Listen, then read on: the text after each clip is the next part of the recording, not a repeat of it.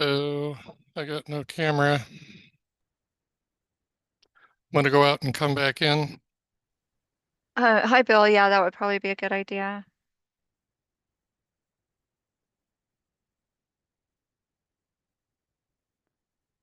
All right, 2 minutes. We are live streaming. And I'm going to start the recording in about a minute.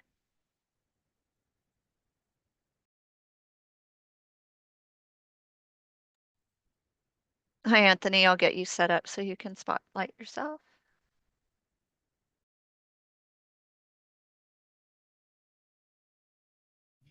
All right. Ta-da. There's your happy face, Bill. Good morning. Good morning, Bill. Good morning, Dan. Good to see you. Good morning, gang.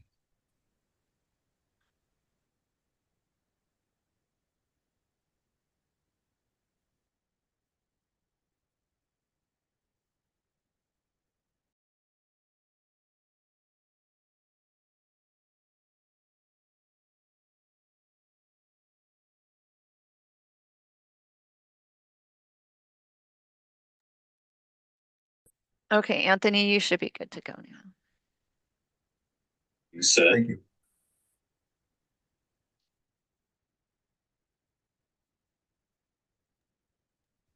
Hey, Brad. We may not have time to say this later, so great job in running the meeting all day yesterday. You Thanks. were doing well. Thanks, Bill. I appreciate it. And a All right, better I'm job for starting the showing up today. recording.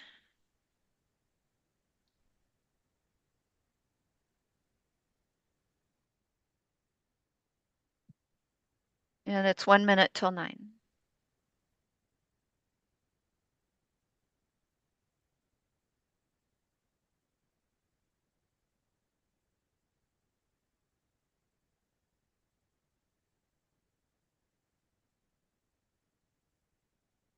Kevin, it looks like it's 9. Are we good to get started? I believe so, Mr. Chair. Yeah, we can go to the agenda item 1, so Okay. roll call and everything. Thank you. Yep. All right. Good morning, everybody, and welcome again. Thank you for coming. Today is day 2 of the Code Advisory Committee for Accessibility. I'm Brad Oneluck, Chair of the Access Code Advisory Committee, calling this meeting to order. It is 9 a.m. on March 5th, 2026. Mr. Day, would you please call the roll? Yes, thank you, Mr. Chair. Brad Wungluck, Here. Eugene Lozano, Arfraz Kambata. Welcome back to Arfraz. Daniel Kaiser, Here. Bill Zelmer, Here. Sue Mo, Here. Janice Kent, Here. Jake Tomlin, Here. David Field, Here. Trevor Finneman, Here. April Dawson Rawlings, and Travis Tyler. And I just saw Arfaraz join. Okay. Arfraz Kambata. Here. Great. We have quorum, Mr. Chair. Thank you, Kevin. We do have quorum for the meeting. Would you like to read the meeting information and instructions? Yes, absolutely. Thank you. Good morning, everyone. I'm Kevin Day, Deputy Executive Director with the California Building Standards Commission. I will be assisting the chairperson throughout the meeting. I would also like to introduce other CBSC staff in attendance. Laura Mills, who will help with the public comments received. Other CBSC staff on Zoom include Executive Director Stoyan Bumbalov and Supervising Architect Irina Brosman. This is an open public meeting of the CBSC Access Code Advisory Committee. The purpose of this meeting is to ensure public participation in the development of the proposed building standards and to ensure adequate technical review submitted for the committee's review prior to being evaluated by the CBSC commissioners for adoption. The proposed building standards are required to comply with specific criteria listed in Health and Safety Code Section 18930, commonly known as the 9-point criteria. In addition to the 9-point criteria, the review and recommendations may include whether a proposal complies with the criteria set forth in AB 130.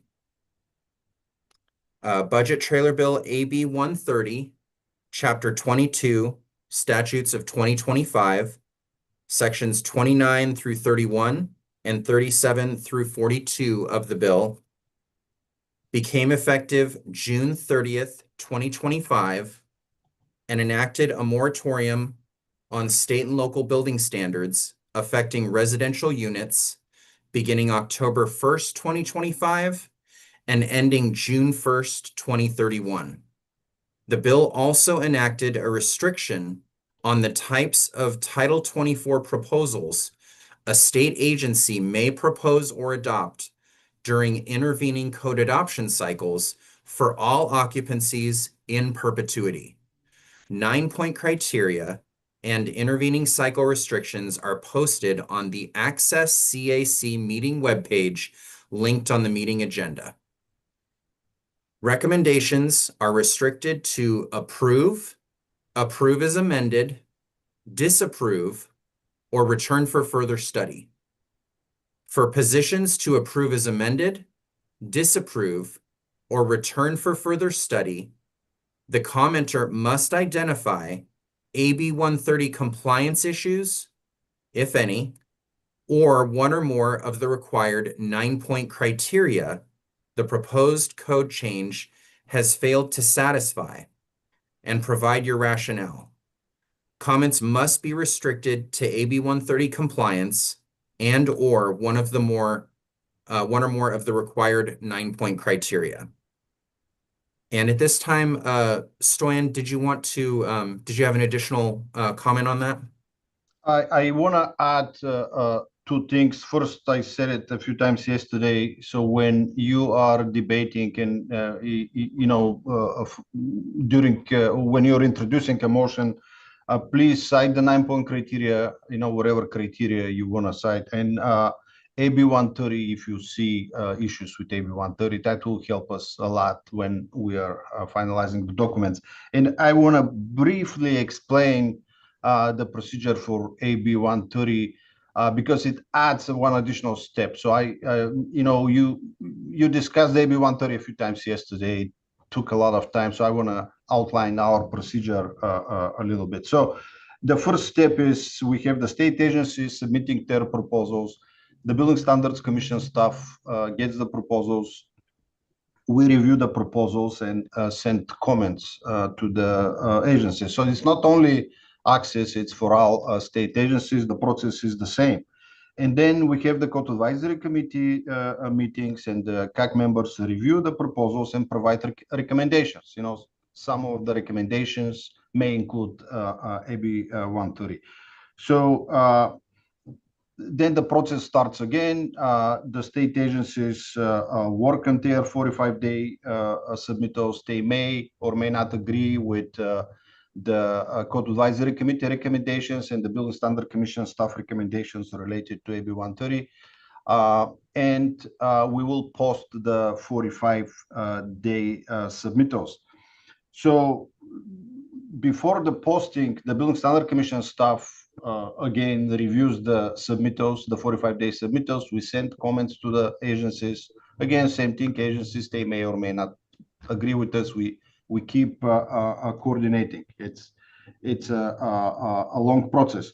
So when the proposals are posted for the 45-day public comment period, that's the additional step that we'll have. We'll have the Building Standard Commission meeting on May 6th. And on May 6th, the commissioners will discuss the agency proposals for the 45-day, which will include potential issues with the AB 130. So, the 9-point criteria, the CAC recommendations, and potential issues with AB 130. That will be discussion and questions only. No decision will be made on May 6th. Okay. And after May 6th, the process continues. We may or may not have 15-day comment periods, and the final decision will be made in July and August. That's the process. There is not much of a difference except, the additional meeting on May 6th. Thank you, Stoyan. Okay, and pursuant to Senate Bill 470, effective January 1st, 2026, this advisory committee may be held via Zoom teleconference with the members participating remotely. The meeting has a physical location where the public is able to present in person and also has the ability to participate via Zoom. As a reminder, committee members participating remotely must always remain on camera. If at any time a committee member needs to turn their camera off for bandwidth or other issues, please notify the chair. At this time, I would like to remind the Code Advisory Committee members participating remotely to disclose whether any individuals 18 years of age or older are present in the room at their remote locations, and the general nature of the members' relationship with any such individuals pursuant to SB 470. Okay, I see no hands raised. Oh, wait. Sumo? From time to time, my husband walks in the house, but for the most part, all morning, he's doing his thing out in the backyard and out in the garage. And he is totally uninterested in this proceeding and anything that goes on with adopting any kind of building code in California. But typically he just wanders in, putzes around for a little bit, and then goes back out into the backyard and goes and hangs out in the garage. Understood. Thank you for clarifying, Sue. Yep. April? I apologize for being late. I just want to acknowledge April Dawson-Rawlings, CCDA, is here. Oh, no worries. We'll add you to the roll call. Thank you, April. Good to see you. Okay, and seeing no other hands raised, thank you. Once again, the public is invited to attend and provide public comment at the physical meeting location or virtual meeting and teleconference options provided in the agenda. All CAC meetings are being conducted as hybrid meetings. CBSC has a physical meeting location with limited seating for members of the public. Today's meeting can be viewed on the CBSC YouTube channel linked on the meeting agenda.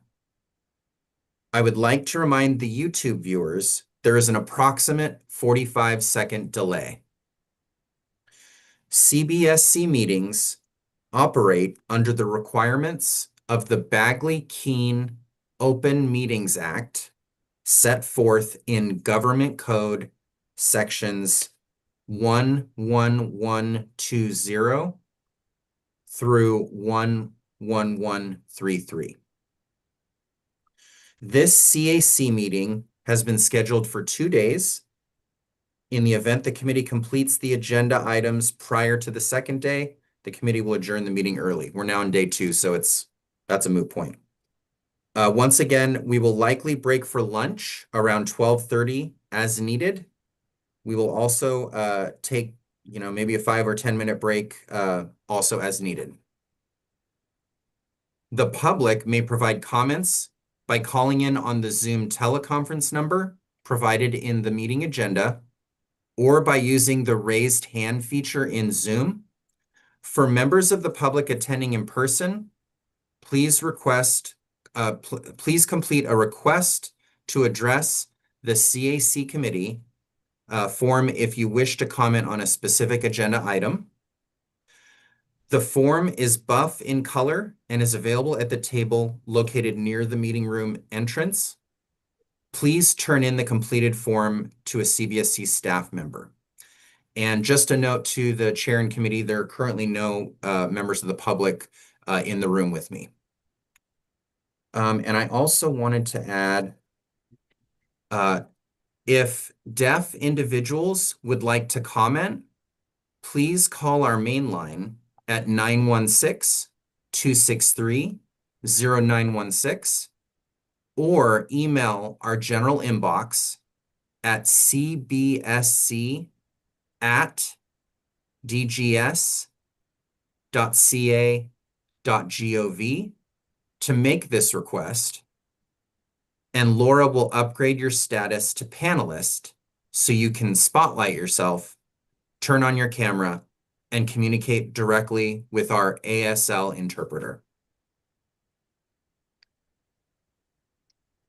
Instructions are provided on the CBSC's webpage. If you have difficulty with the technology, please call the CBSC office once again at 916-263-0916. I will now read the public comment and Zoom instructions. If you wish to make a comment on a specific agenda item, please listen for the chair to ask for any comments from the public.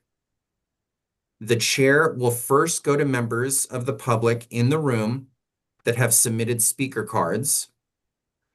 The chair will then call on members of the public participating on Zoom that have raised their hands. For those calling in on a phone, please press *9 to raise or lower your hand and *6 to unmute and mute. In Zoom, we recognize hands raised and turn on the ability to speak. If you like, you may announce your name and who you represent before making your comment.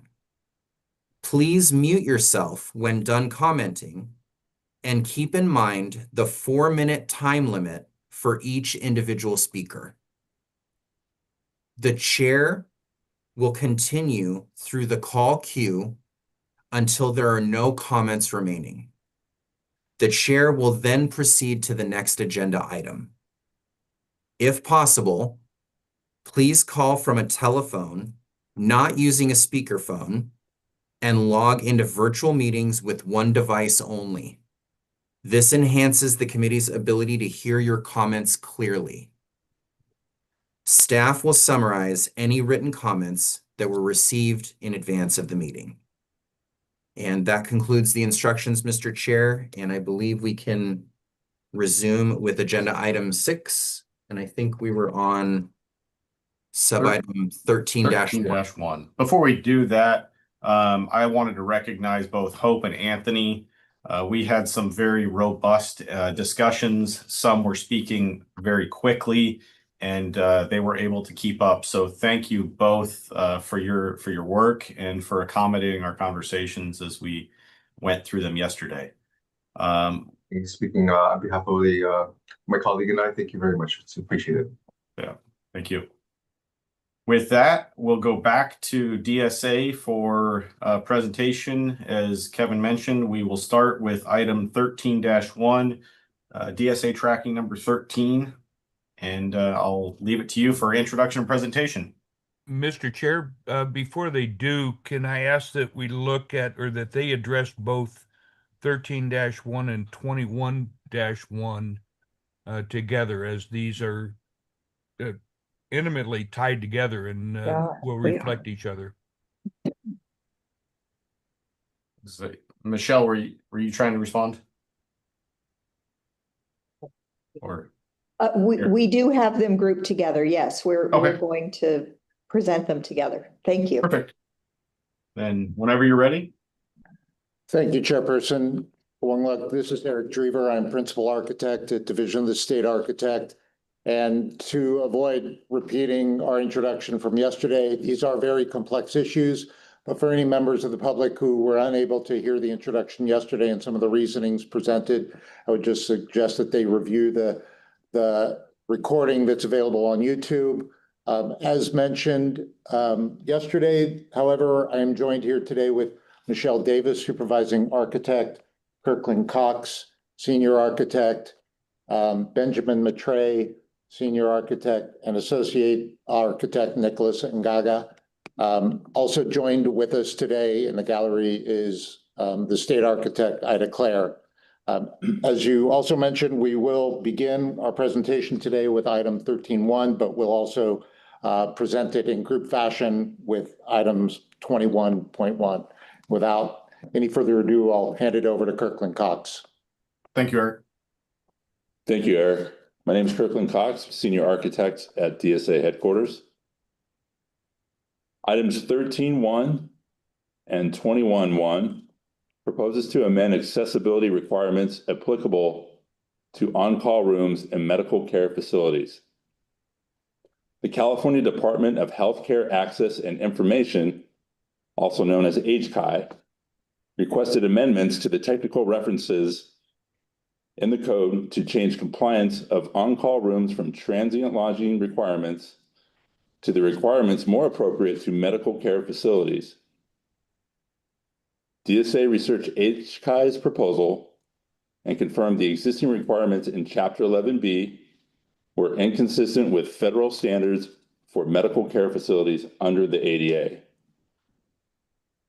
Amendments to this section provide clarity to the applicability of the code so that accessibility requirements align with federal law, regulations, and standards. Thank you. Thank you. So, 1 second. All right. At this time, before we bring back to the committee, I'd continue the same kind of format as yesterday. We will go to public comment at this point. At this time, I'd remind the public who wish to speak on items 13-1 and 21-1 to put yourself in the queue now by using the raised hand feature on Zoom. If you'd like to identify yourself, please clearly state your name and who you represent. Laura, can you please check for commenters on item 13-1 and 21-1? We have one hand raised. Go ahead, Dara. This is Dara Scher. Good morning from Disability Rights. We support DSA's proposal on this for the reasons stated. Thank you, Dara. There are no other hands raised. Kevin, were there any written comments submitted prior to the meeting? No additional comments on this item, Mr. Chair. Okay, thank you for that comment, Dara. At this time, that concludes the public comment portion, and we will bring it back to the committee for discussion and a motion. Mr. Kaiser. My question to staff, and maybe Bill can help me with this, is the terminology used is different between the two sections that we're looking at here. 223.2.3 is our scoping requirements, and simply identifies it as physician or staff on-call sleeping. But if you go back to 805.2, now we're talking about patient rooms, resident sleeping rooms, and staff on call. It seems like we lost physicians in the transition, or am I missing something, or is there, I just need some clarification as to, are we losing something between the scoping requirements and then the technical requirements? DSA, do you want to answer Dan's question? Physicians are staff in a medical facility, so we could certainly align the language one way or the other so that it matches. That helps a little. Then is there a difference between permanent staff and on-call staff? In other words, are we playing with semantics here, or is there some value to the language? It's my understanding that on-call staff in a medical facility, and I'm not a doctor or in that field, but maybe Bill can chime in. On-call staff are there for 24 hours. They are permanent employees of the facility. and entitled to use the facility. Thanks, That helps. Michelle. That helps. Yeah. Maybe Bill can shed some more light, but Yep, Yeah, if you don't mind, could I speak to that a little bit? absolutely. I was just going to you. Okay, thanks. So, as many of you know, I work for Sutter Health. We have 25 hospitals in Northern California, and many of them have these on-call rooms. It's an enigma in the building code. It's an enigma. Every time we run into these, there's these questions, where does it fit in the code? Because it's not really transient lodging. It's not really residential, but it is a sleep room, which kind of seems like it. It's not patient care. So what is it? So every time we have one of these, we have to sit down with Oshpod and have the same conversation, and the same topic comes up. Well, in 11B, it's scoped in transient lodging, which has never been right. That came into the code in 2013. So to answer your question, Dan, as far as I know, there aren't real specific rules. The people that we have that use these may be doctors. They may be staff that aren't actually doctors. They may be used during the daytime for sleep. They may be used at nighttime. I don't know how long typically whether this is an 8-hour sleep or more likely they catch 3 or 4 hours of sleep. So it's really hard to categorize them. And so while I'm in support of this, I have eyes wide open. There are some unanswered questions. I did want to speak to one piece of this in the eyesore. So I refer to them as OSHPOD. They are now HCI. OSHPOD has noted, and DSA has it in the eyesore, that it was in error, that it was set up as transient lodging, again, back in the 2013 code cycle. I think that's extremely important in the sense that if we don't agree that it was written in error, then this is a change in code, and by AB 130, we shouldn't allow this. So I think it all hinges, the AB 130 part of it hinges on whether we believe it really was originally written up in error.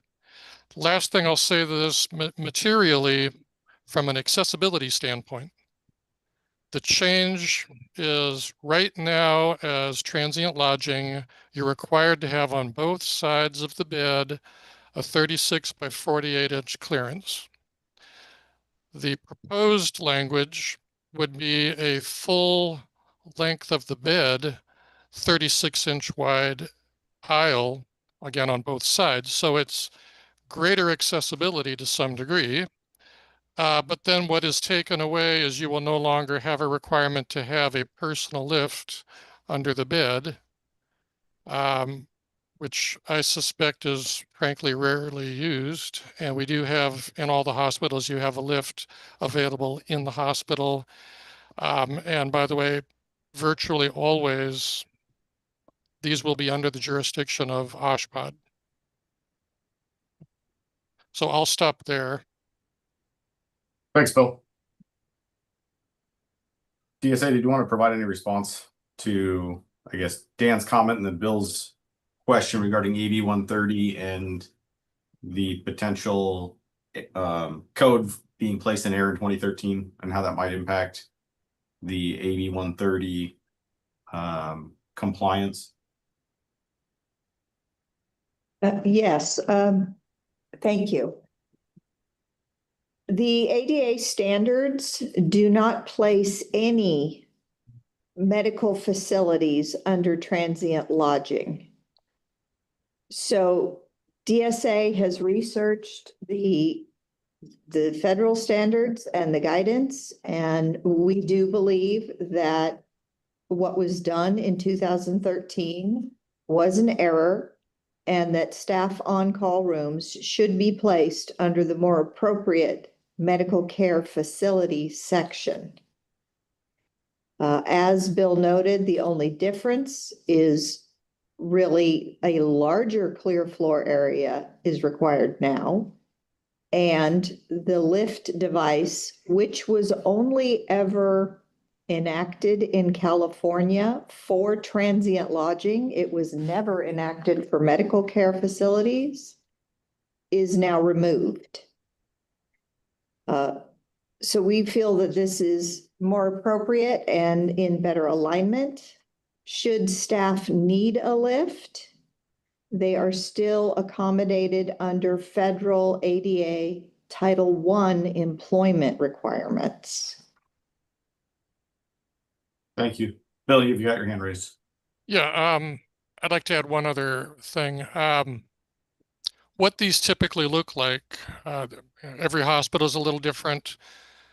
You'll have the main corridor and then maybe a side corridor, and we'll place 2 or 3 on-call rooms. They may or may not have a toilet room attached. There are no code requirements that tell you you have to do it this way, that they have to be this, large. They don't have to have a window. So my point is they may or may not have a toilet room. Frequently, there is no toilet room that's part of this section of the hospital where you have a couple of on-call rooms. In those cases, you go down the hall to wherever the staff toilet room is. So a piece of this does touch on, there's slightly different language regarding the toilet room that serves an on-call room. I find that to be so minor to not even be a factor. They still, in both cases, refer you back to 11B 603. So I'm in favor of the change. Thanks, Bill. Sue, go ahead. Yeah, and thanks for that clarification, Bill, on the toilet rooms, because when I look at this, I think about new construction or alterations. So for new construction, if you have any toilet rooms, toilet and bathing rooms or toilet rooms, they're going to be required to be accessible. And then even for some of the existing facilities where Sutter might make some modifications to these on-call sleeping rooms, if there are toilet rooms that serve the area of alteration, you'd still pick up accessible toilet rooms when you start taking a look at alterations. So I'm in favor of adopting this. And I think this is one of the few instances as we look at this package that I don't know that this would run afoul of AB 130. Because of, this is really, it's not specifically housing. I mean, it's more just a sleeping room. So I would like to propose a motion to adopt this, both of these item 13 and item 21, as proposed. And I think it's clear enough that you don't need to tweak 11B 805.2 to add physician to that, because to me that's already covered under staff. So my motion is to adopt this as proposed. Or I'm sorry, not adopt it, approve it as proposed. I'd like to second. Okay, we have a motion by Sue Moe, a second by Bill Zelmer for approval as submitted of items 13-1 and 21-1. Further discussion? My only further discussion would be, again, following up with ask staff to take a closer look at the coordination between the terms used, because on staff on call versus permanently in-house physicians, there is a difference, but it may not make a big difference. I'm looking at it more as a building official and plans examiner. How do I help design these things? Thanks, Dan. It's a good comment. Sue, your hand is up. Yep, I saw. I was No, I was not ignoring Sue, but I figured she left it up. So we'll go to Trevor. He has his hand raised. Thank you. I just want to echo Dan's comment. I agree with the importance of the consistency in the language between items 13.1 and 21.1, especially for folks down the line who aren't participating in this meeting. Thanks, Trevor. Any other discussion on the motion? All right, we will now go to a roll call vote. Again, committee members in favor, please indicate by stating aye. Those opposed, please indicate by stating no. If abstaining, please state this. Kevin, can you conduct the roll call vote on items 13-1 and 21-1? Yes, Mr. Chair. Arfaraz Kambata, Aye. Bill Zelmer, Aye. Sue Mo, Aye. Jake Tomlin, Aye. Daniel Kaiser, Aye. Brad Wongluck, Aye. Janice Kent, Aye. David Field. Aye. The vote is unanimous and the motion carries. Items 13.1 and 21-1 have been recommended for approval unanimously. DSA next I have on my list is 7-1. Is that correct? And is it grouped, or is that just a single item, it looks like maybe? That is correct. 7.1 is a standalone item and will be presented by, oh, I'm sorry. It should be with 19, correct? 7.1, 19, and 22 all cover electrical receptacles. And they are grouped together. So these three items will be next. 7-1, 19-1, and 22-1. And Benjamin Matre will be presenting. Michelle, that doesn't, so this, while they were all grouped under DSA tracking number, it looks like this, the second part under 22, you're asking that we consider 22.2 through 22-6 separately? Oh. No, I'm sorry. I have not had enough coffee this morning. I apologize. All of 22. Okay. All of 19 and all of 7. So for clarity, we'll be hearing from DSA on items 7-1, 19-1, 22-1 through 22-6. Yes, Okay. Floor is yours. thank you.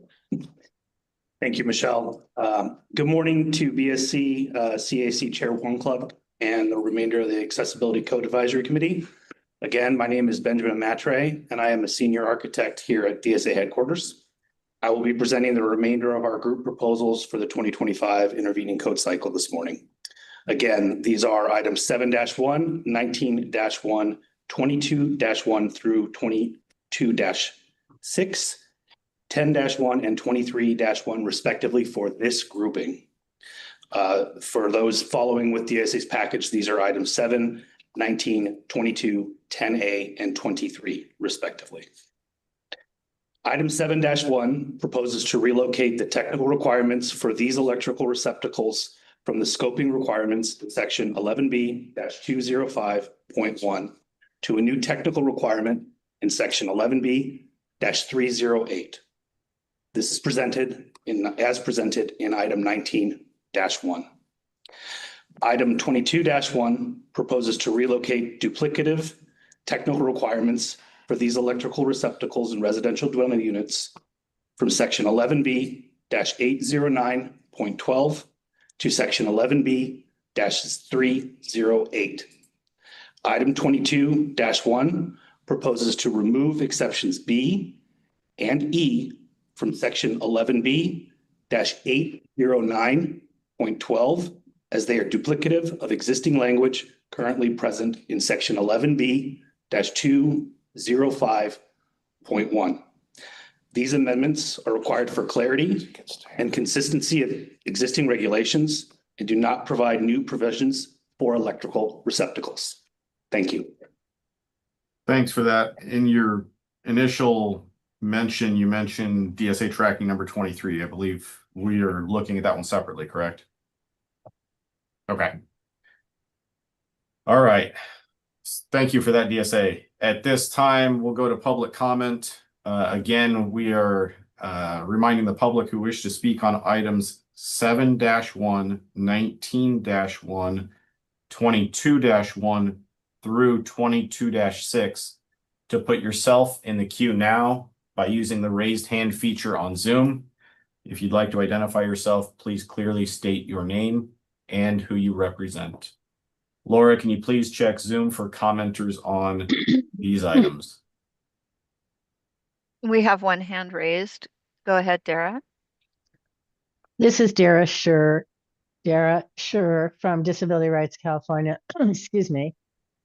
We support these proposals. We believe they're necessary for clarification and don't have substantive effect. Thanks, Dara. There are no other hands raised. Staff, were there any written comments submitted prior to the meeting? No additional comments on this item, Mr. Chair. Thanks, Kevin. That would conclude the public comment portion. At this time, we'll bring it back to the committee for discussion and motion. Dan, you had your hand raised first. Thank you. Thanks, staff. This does need to be addressed, but I think we've got some issues here. Right off the bat, by eliminating the 11B 205 language under exception 9, I think we've lost our scoping now for this. So we've got nothing to get from chapter 2 or division 2 back to the technical requirements in 3 and beyond. So I need some help as locating where my scoping now is for this section. Throughout this, and I don't recall when we discussed this years ago, last time, is why we came up with 36 inches. This 36 inches is causing problems already in designs because the code has it as a 36 absolute. And I don't think it was our intent to make this an absolute number. I believe it was to be less than or not to exceed some language like that. I couldn't find my notes, but this absolute 36 is a problem already. The other problem that we're having with the application of this whole concept, and it hasn't been captured here, is that we still have not addressed access. And if I recall right, we put this in the code to provide access, a clear floor space and accessible reach requirements, etc., so an outlet could be there. We haven't addressed the required outlets that are required by the electric code on counter spaces of 12 inches or wider. This is only triggered for 30 inches or wider. So we still have a void in corner type kitchens where we can't get a wheelchair to these outlets, and none is provided. So I think that although this had good intentions, I think we still need some work with it. That's my initial, I mean, I dug into this in great depth, and we've got some loopholes here. I would appreciate some help from anybody. Thank you. Yeah. DSA, can you provide some help on Dan's question regarding item 7-1 and scoping, as well as the 36-inch absolute he mentioned? Yes, thank you for the opportunity. We actually, well, let me start with the scoping. Scoping for these units are found in Division 8, where you find residential dwelling units with mobility features and residential dwelling units with adaptable features. So that is the only kitchens that are specifically scoped to use these sections. I agree with Dan, and actually we've discussed this at length in DSA about the 36-inch dimension as being difficult to construct. However, after discussion, we decided that that was a substantive change to housing and would be prohibited under AB 130. So therefore, we have not proposed to change the existing 36-inch absolute dimension. Building officials still have the ability under Division 1 to apply construction tolerances in the field. We also cannot address the 12-inch outlets because that would also be a substantive change that would be in violation of AB 130. Thank you. Thanks for that clarification. We'll go to Arfaraz next. Thank you. Good morning, everyone. So I have a couple of comments on this. This is a code section that gets a lot of confusion amongst both enforcement officials and code users alike.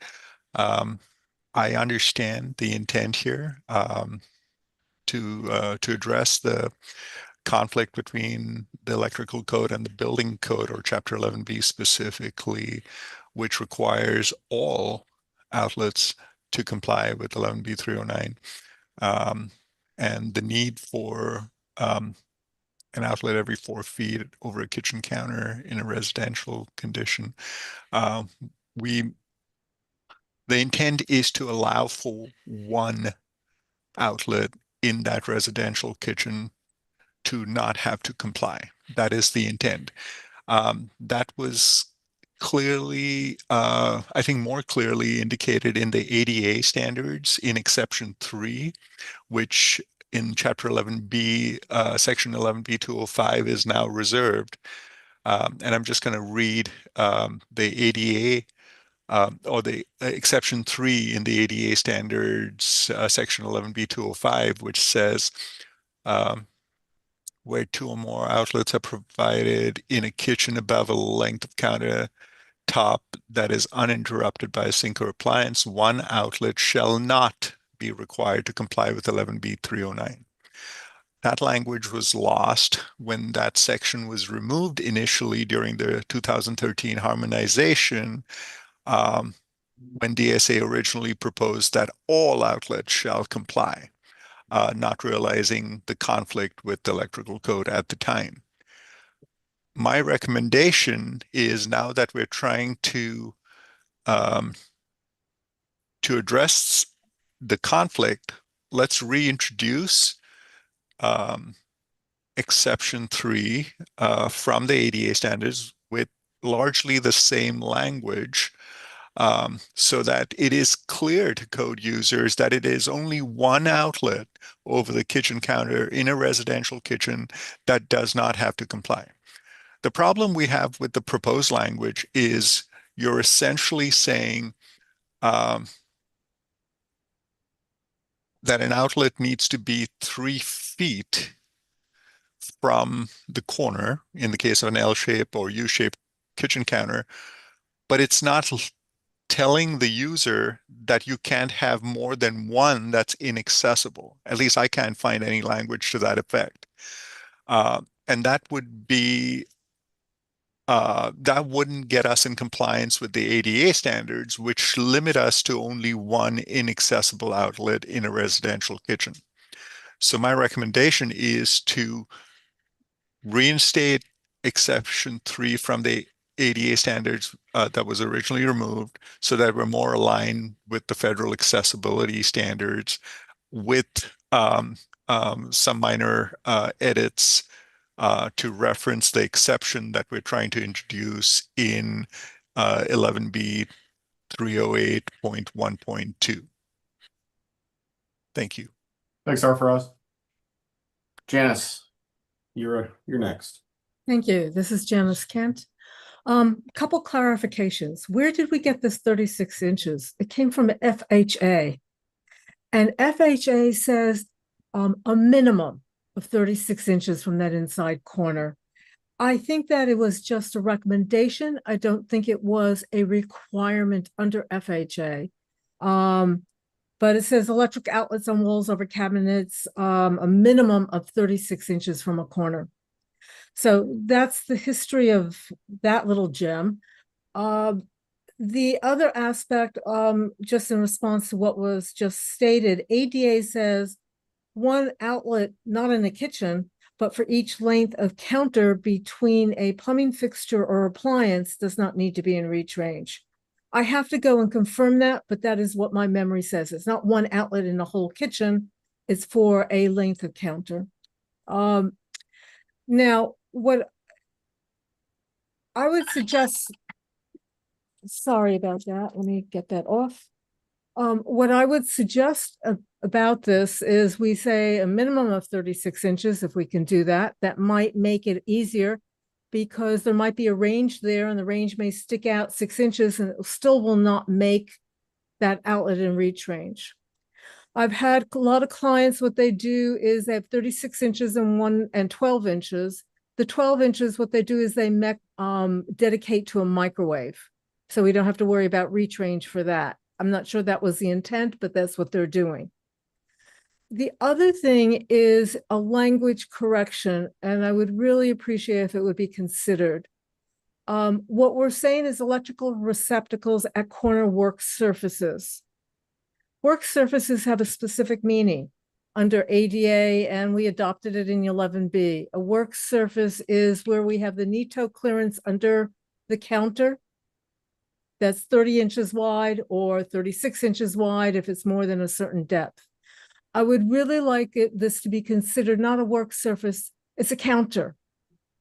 So over kitchen counters, because what this really says, there's no definitions anywhere, is that if we have electric receptacles at corner work surfaces, you may not have a work surface in the corner. The work surface is required to be next to a range. Now, in projects I'm involved with, it does make sense to put the work surface in the counter for reach range. And then, of course, that's where you have your range next to that. But that becomes limiting in terms of it. So I would say if we could consider changing the term work surface to kitchen counter, because that's a more general term for, I think, what we're referring to here. And then changing the 36 inches to minimum of 36 inches if we want to align it with FHA. And that might give some ease in implementation and also some understanding for correcting this, because I get a lot of confused questions with a lot of confusion. Okay, does that mean I need to put my work surface there, or is it over a counter, or what is it? And if we could clarify that with the right terminology, that would be fantastic. Thank you. Thanks, Janice. Sue, before I go to you, I'm just wanted to share that I think I'm generally in support of these items, and I understand the concerns with regards to the corner work surface and the counter definition that Janice mentioned, as well as the 36 inch. But to DSA's kind of point earlier, trying to stay within the confines of AB 130, I think we're fairly limited in what we can do. Now, moving forward, I think that it sounds like DSA understands those issues and would like to correct them. But again, I think we're kind of stuck where we're at. So I just wanted to share that. But Sue, go ahead. You're on mute, Sue. I would agree with what you said, Brad. I think at this point, if we say 36 minimum, and it does, you find this in the Fair Housing Act design manual, and actually in the figure that's in the manual, it says 36 inches minimum. When this was brought before the Code Advisory Committee, I can't even remember which rulemaking cycle, there was an attempt to include that exception in the 2010 ADA standards. And I think one thing that some people don't realize, they were equating outlet locations that are required in residential facilities, not understanding that there is a difference for the placement of electrical outlets if you're looking at other facilities, because basically you know, there's a difference whether it's the residential code and what's required for the electrical outlets and what's required in other types, like an office building, you know, where you put electrical outlets, say in an office building. So there was some confusion. So we tried to bring that exception from the ADA forward, and we weren't successful in that. The other thing that I think at some point in the future, the International Code Council, their A117.1 committee, they had a whole subcommittee that specifically addressed all these requirements for electrical outlets in kitchens. And it's really interesting when you read through their work and the report that they put together. One of the problems in some of these projects for people to try and get the electrical outlets in and get those in a particular reach range and make them accessible, they're putting them on the front face of base cabinets.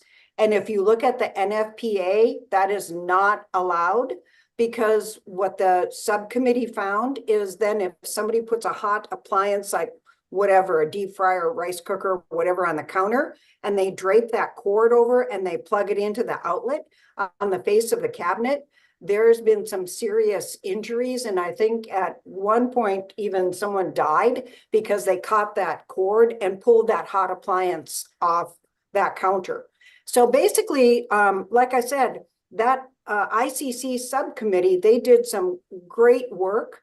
So at some point in the future, maybe DSA wants to take a look at what that subcommittee did.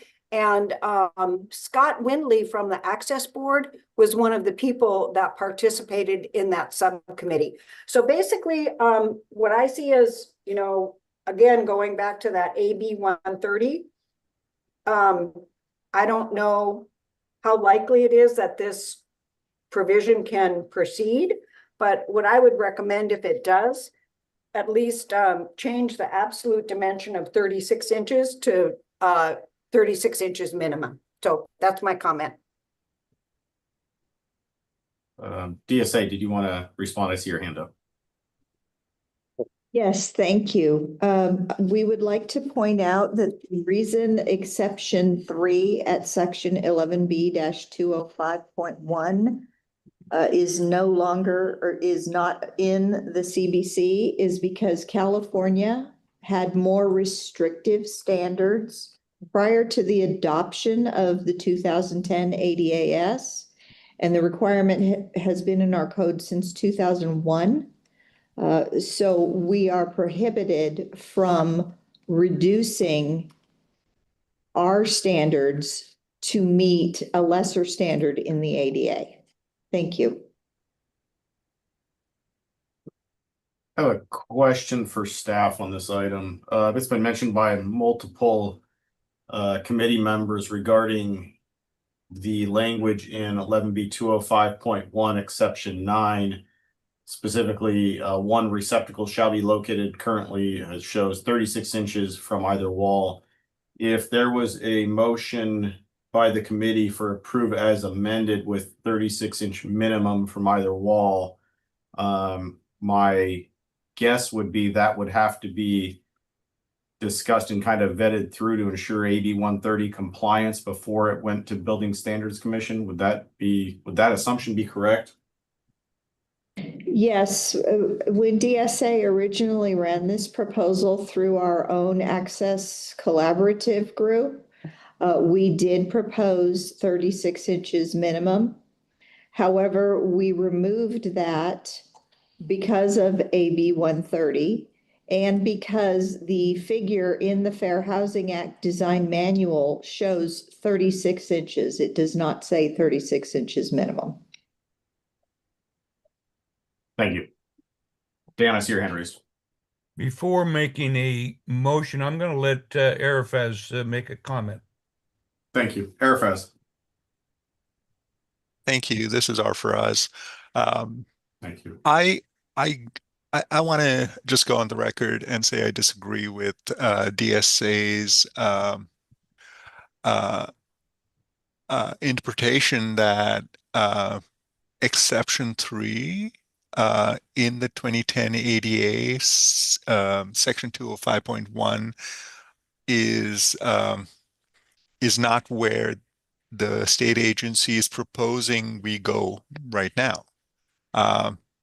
Because essentially what we're trying to do is, or what the state agency is trying to do is address the conflict, or let me rephrase that. What DSA did when they introduced exception 9 was to address the conflict between the electrical code and the building code. Chapter 11B, when it was originally harmonized, required all receptacles to be accessible. In a residential kitchen, that was not possible. And so code enforcement agencies had to deal with the conflict, and that resulted in DSA proposing exception 9, and I think it was under the 2019 code cycle when that was introduced. So if you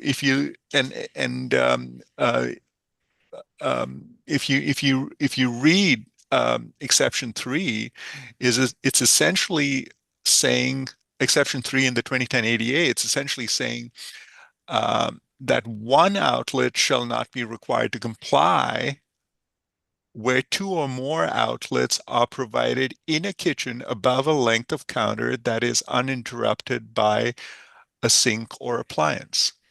So essentially, if we don't include this language, we are in effect making a state standard that is less restrictive than the ADA standards. The ADA standards only allow you to have one outlet to not be accessible in a residential kitchen. Now, you could make the argument that the ADA standards are allowing that for a length of counter between each appliance, but it could be the way the proposed code is written. It could allow for more than one inaccessible outlet to be provided over the corner in a countertop.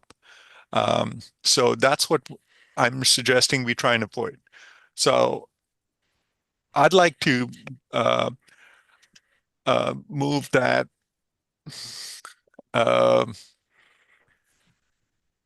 DSA amend that to include the language of only one outlet shall not be required to comply with 11B309 to mimic the ADA standards, and to ensure that we don't end up having more than one outlet that doesn't comply with the accessibility provisions over a corner counter. So, Faraz, let me seek a little bit of clarity. The language that I think you're referencing isn't necessarily within the proposals for change today. Am I missing something? It's not. Okay, so do you have a motion for the proposals today? I think TSA's heard your comment and can consider it as we move forward, but do you have a proposal or a motion on the items for being discussed currently? So my motion is to approve as amended by the suggestions being made in the committee, to include the language of limiting only one inaccessible outlet over the counter, and potentially the 36-inch min that's been brought up by multiple committee members. So, Kevin, I'm going to look to you. I think I can probably may be able to bridge what we can and cannot do here by simply making a motion to for further study. Let's let staff take a closer look at this before the next comment period. If they think that any suggestions that we've provided can be done, and can be done legally. I think they've heard us, and I think, but if we can't, then let staff move forward with what we have, because we don't want to throw this all out. Let staff move forward with what we have and let them fix it next year. So my motion is for further study. So Arfaraz had a motion. I can get behind Dan's motion. I'll second that. So Arfaraz, just to clarify, you're retracting your original I motion? am. Okay. So we have a motion by Dan Kaiser for further study with which criteria and or AB 130? I'm going to leave AB 130 out of it, and I'm simply going to address item number 6 on the 9-point criteria, as parts of this are ambiguous, vague in part. Let's let staff do their thing, reevaluate this, and either move on or change it. Arfaraz, do you agree? I would also include perhaps 7, where the applicable federal standard only allows for one inaccessible outlet, whereas the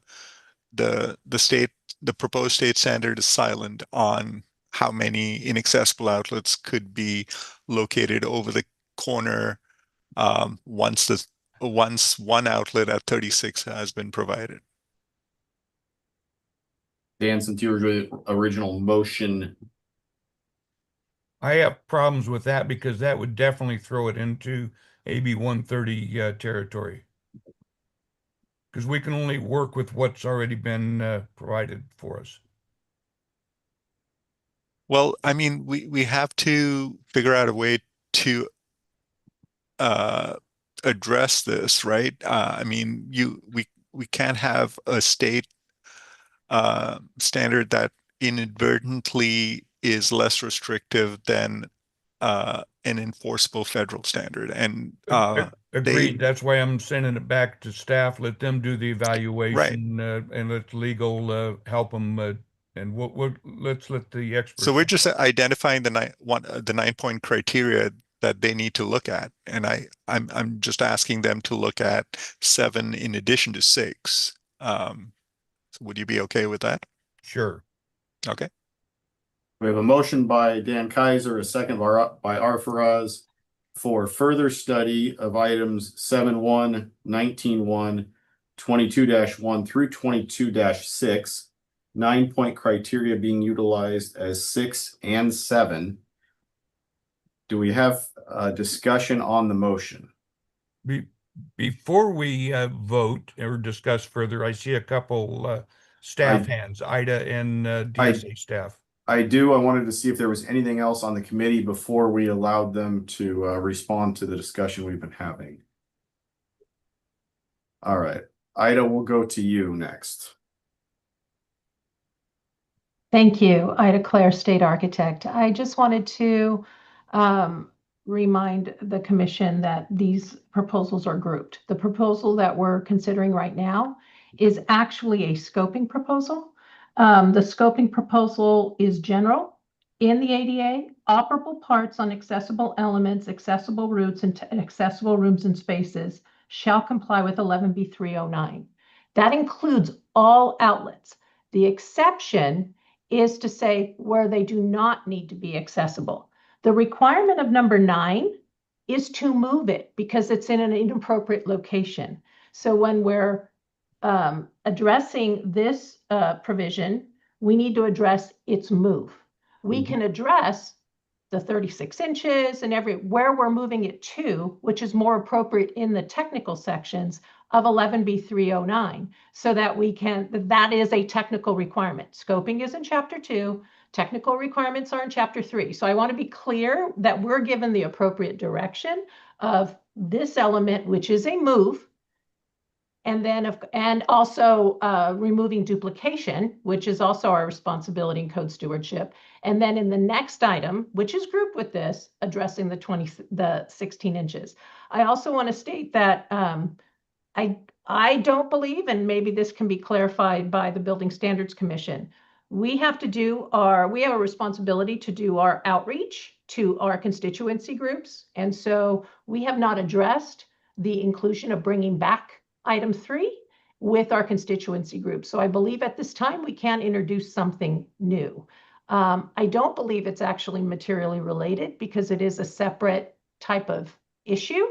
And also because we are still restricted by Government Code 4459, which tells us we cannot go less than what was required prior to 2001 in the California standards, which is why this wasn't included in our transition.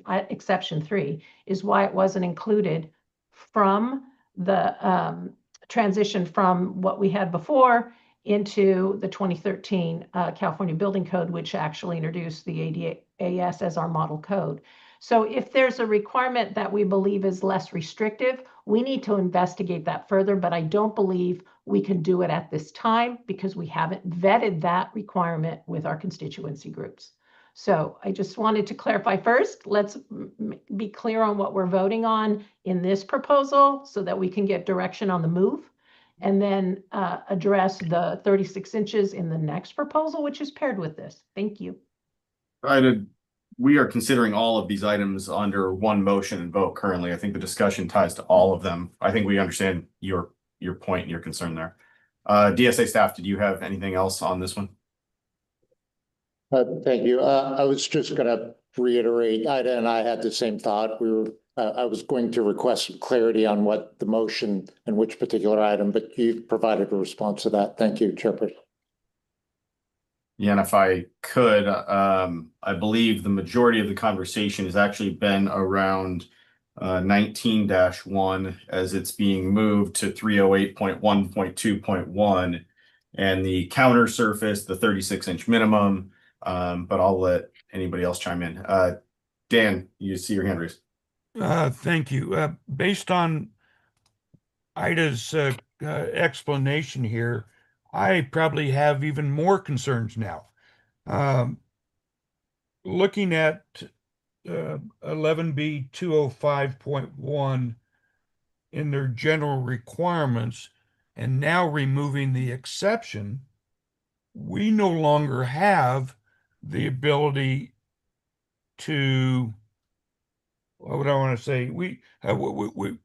We've now made the outlet requirement more restrictive than what we currently have because we removed this exception.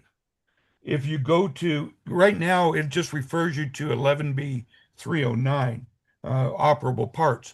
There is no leap that we can get to from 309 to this new section 308, because the only reference under 11B 309 is to the height of outlets, not the spacing of outlets. So I'm getting further away from being comfortable with this. 309 does refer to 308, and it does for the height, not for the spacing.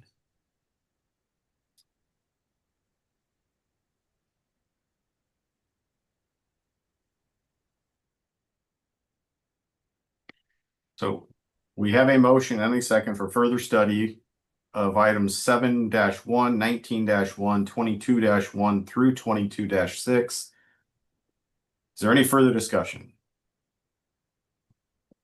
Okay. Hearing none, we'll now have a roll call vote. Committee members in favor, state aye. Those opposed, state no. If abstaining, please state that. Kevin, can you please conduct the roll call vote? Yes, Mr. Chair, thank you. Bill Zellmer, Aye. Sue Mo, Aye. Jake Tomlin, Aye. Daniel Kaiser, Aye. Brad Wongluck, Aye. Janice Kent, Aye. David Field, Aye. Arfaraz Kambata. aye. The vote is unanimous. The motion carries. Those items have been recommended for further study unanimously. We'll now proceed to item 10-1. DSA tracking, I believe, is 10A. Yes, thank you, Chair. The next item in this grouping is item 10-1 or 10A, as you just stated. Item 10-1 provides a clarifying reference, section 11B-248 for common use areas and employee work areas. Thank you. Thank you for that. At this time, we'll proceed to public comment on the item. Those who wish to speak on item 10-1 can go ahead and put yourself in the queue now by using the raised hand feature on Zoom. If you'd like to identify yourself, please clearly state your name and who you represent. Laura, can you please check Zoom for commenters on item 10-1? Dara has her hand raised. Dara Sure from Disability Rights California. We support this proposal as a necessary clarification. Thank you. Thank you, Dara. There are no other hands raised. Kevin, do we receive any written comments submitted prior to the meeting for the committee? No additional comments on this item, Mr. Chair. Thank you. Hearing none, we'll bring it back to the committee for discussion and a motion. Actually, Laura, I apologize. I see Dara's hand up. I'm not sure if Yeah, that's... I think she just hasn't put it down yet. Okay. Just wanted to make sure. R for Oz, go ahead.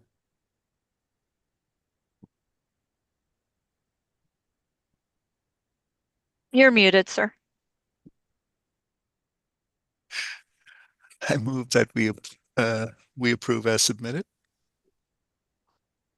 We have a motion for approval as submitted by R for Oz. Is there any other discussion? Or a second? Jake Tomlin, a second. Yeah. We have a motion for approval by R for Oz, a second by Jake Tomlin. Discussion on the motion. Bill, go ahead. Yeah, so I'm trying to catch up with my own notes here. We move along kind of quickly. So the note I made to myself, the additional sentence doesn't speak to me to the topic of an accessible route, which is 11B206, saying that common use areas and employee work areas shall comply with 11B248. I don't have a problem with us doing that, but why is it being located in a section on accessible routes? That maybe DSA could explain that, because I'm not quite following why it fits there.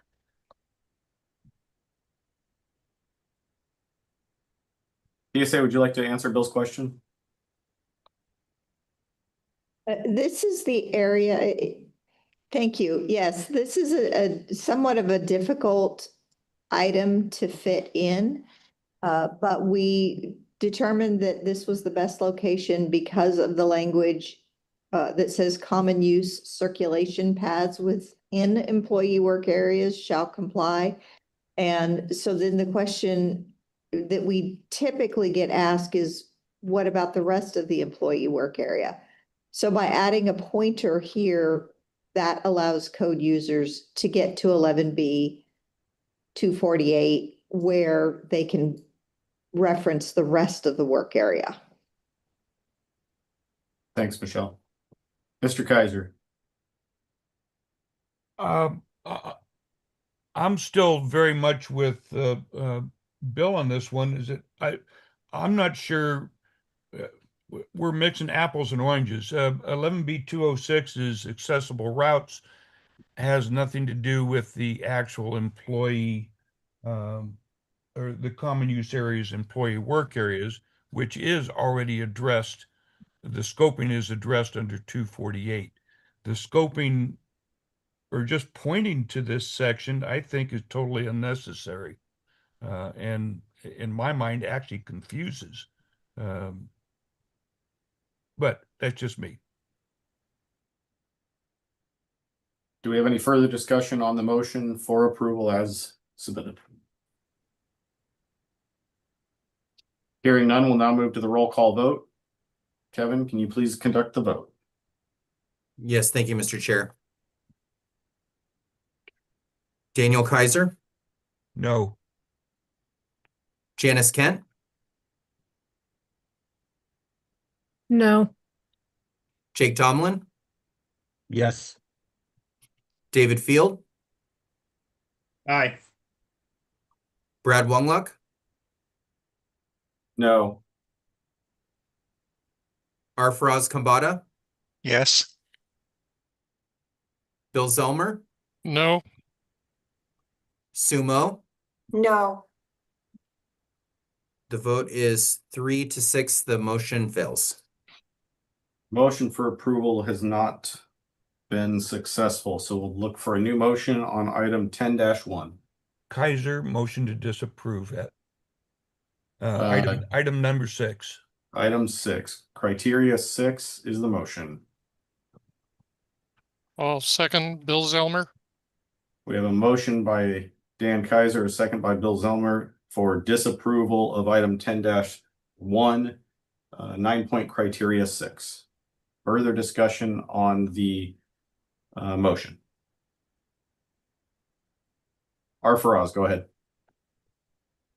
So under DSA's rationale, it simply says proposes to include a reference to 11B248 for additional clarity as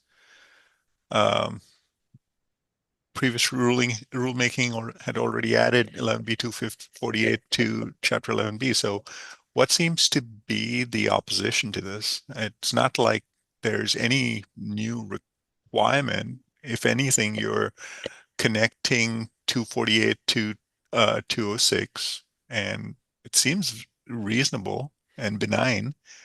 Why would you oppose this? My issue is that we're in 11B206 is dealing with accessible routes only.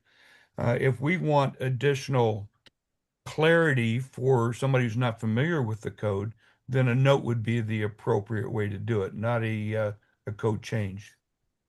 So would you like to propose that? That's not up to us at this point. That's not within our purview. I think staff has heard what we've suggested, and if they can always do that at a later time, sure. And it appears they had that same concern initially as well with the placement of this item, to Dan's point. Yeah. Bill, go ahead. Yeah, and I'll explain my position briefly. It's not the best code writing. If things change a code cycle or two from now in the sections that are scoping employee work areas, this will suddenly be the wrong statement in the wrong place. I don't have a problem making the employee work areas accessible. I think other places in the code already say that. And I think it's better code writing to have the right statements in the right place. And I don't think this is the right place. It's a section on accessible routes. That's all. So does that help? And so which of the nine, we're looking at 0.6 from the 9-point criteria, I think you referenced. Yes, Dan? I recommended 6 because it's unnecessary in my mind. All right. Jake, I saw your hand raise. Are you? I was just going to follow up with the same question, just to clarify whether a rejection was appropriate or whether further study was, but I think I got my answer. Thank you. Any further discussion on the motion? Okay, so we have a motion for disapproval of item 10-1, Health and Safety Code 9-point criteria number 6. Kevin, can you conduct the roll call vote, please? Yes, Mr. Chair. Jake Tomlin, Aye. David Field, Aye. Brad Wongluck, Aye. Arfaraz Kambata, Abstain. Bill Zelmer, Aye. Sumo, Aye. Daniel Kaiser, Aye. Janice Kent, Aye. the vote. I'm sorry, Arfaraz Kambata. He was abstained. We should Oh, have, that's right. I believe, Thank you. 7 in favor with 1 abstention. Yes, so motion carries. Motion carries for disapproval of item 10-1, 9-point criteria 6. We will now move on to item 23-1, DSA tracking number 23. Could I make a suggestion? This is Sue Mo. We've been at this for roughly an hour and a half. Could we just take a 5-minute break before we continue on with the last few items? Sure. Anybody have any opposition to that? We're good. Okay. We'll actually take 8 minutes. We'll return at 10:30. We're going to go ahead and break until then. Thank you, Mr. Chair.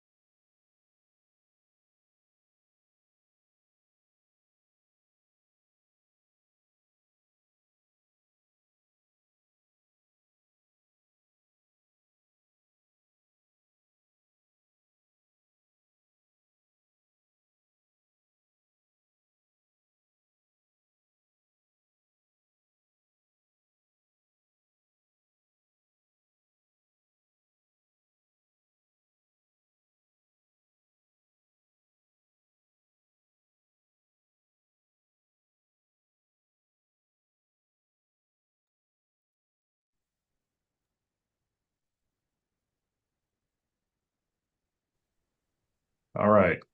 Kevin, it looks like it is 10:30. Are we good to resume?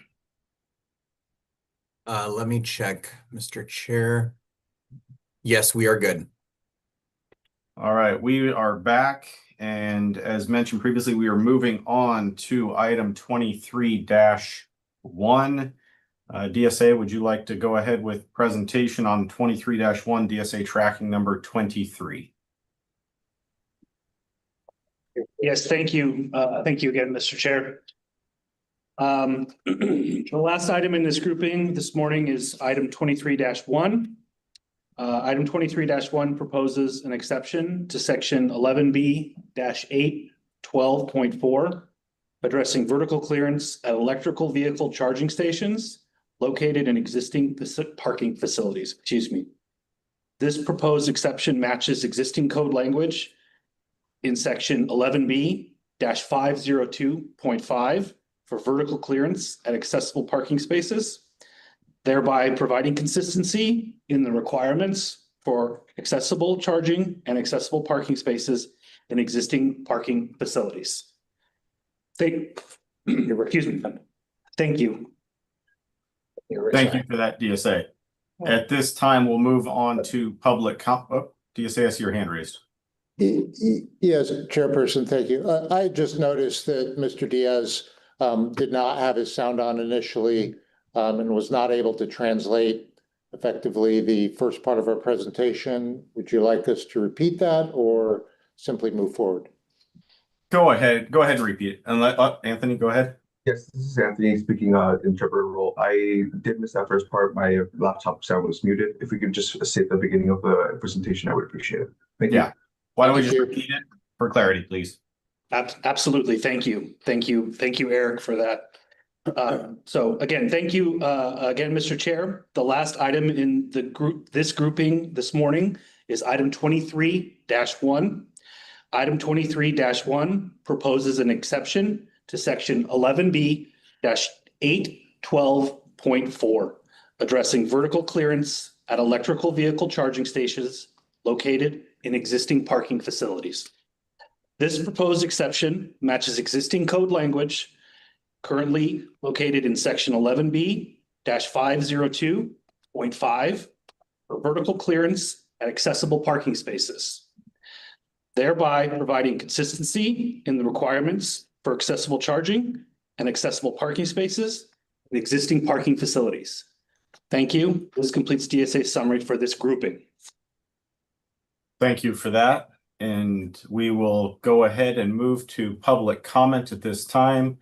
For those who wish to speak on item 23-1, go ahead and put yourself in the queue now by using the raised hand feature in Zoom. If you'd like to identify yourself, please clearly state your name and who you represent. Laura, can you please check Zoom for commenters on item 23-1? Thank you, Chair. There is one hand raised. Go ahead.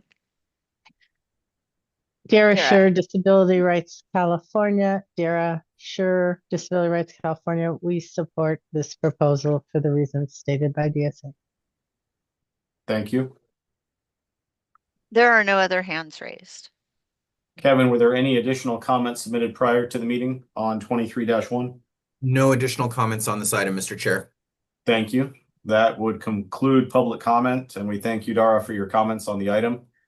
We will now bring it back to the committee for discussion and a motion on 23-1. Sue, you had your hand up first. Yeah, I am in favor of approval for this particular exception. Last year, my former supervisor, Dennis Corrales, and I did a Calbo Ed Week training session, specifically 5.5 hours on electric vehicle charging.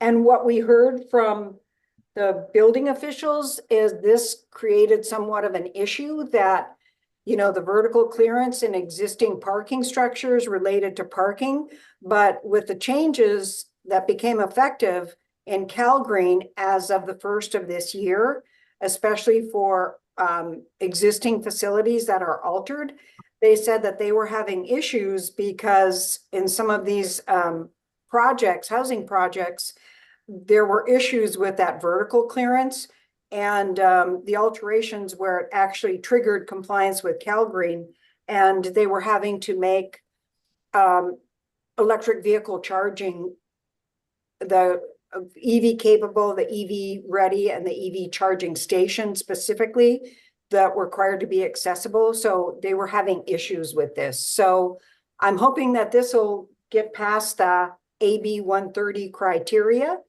but I think it's a good amendment. Thanks, Sue. Arfaraz, your hand was raised next. I concur with Sue. I'm in favor of it, this amendment as well. I think it'll align it with the similar exception in 11B 502. And I move that we approve as submitted. Arfaraz has made a motion for approval as submitted. Mr. Kaiser, you had your hand raised next. Is it appropriate? Do you want a, well, I think for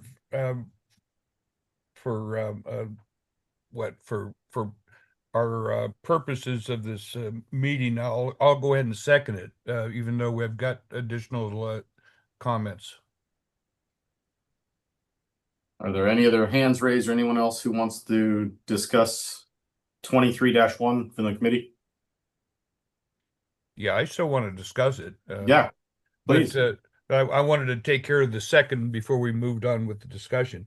I think I actually have a question for staff as to why we narrowed this to multi-story parking facilities and not all parking facilities, because the biggest problem I'm running across is actually existing, for lack of a better term, patio covers or solar covers that may be encroaching into the 98-inch clearance requirements. That's kicking out needed EVCSs, and especially the accessible EVCSs outside of these structures. So why are we limiting this to multi-story parking structures rather than not all parking facilities?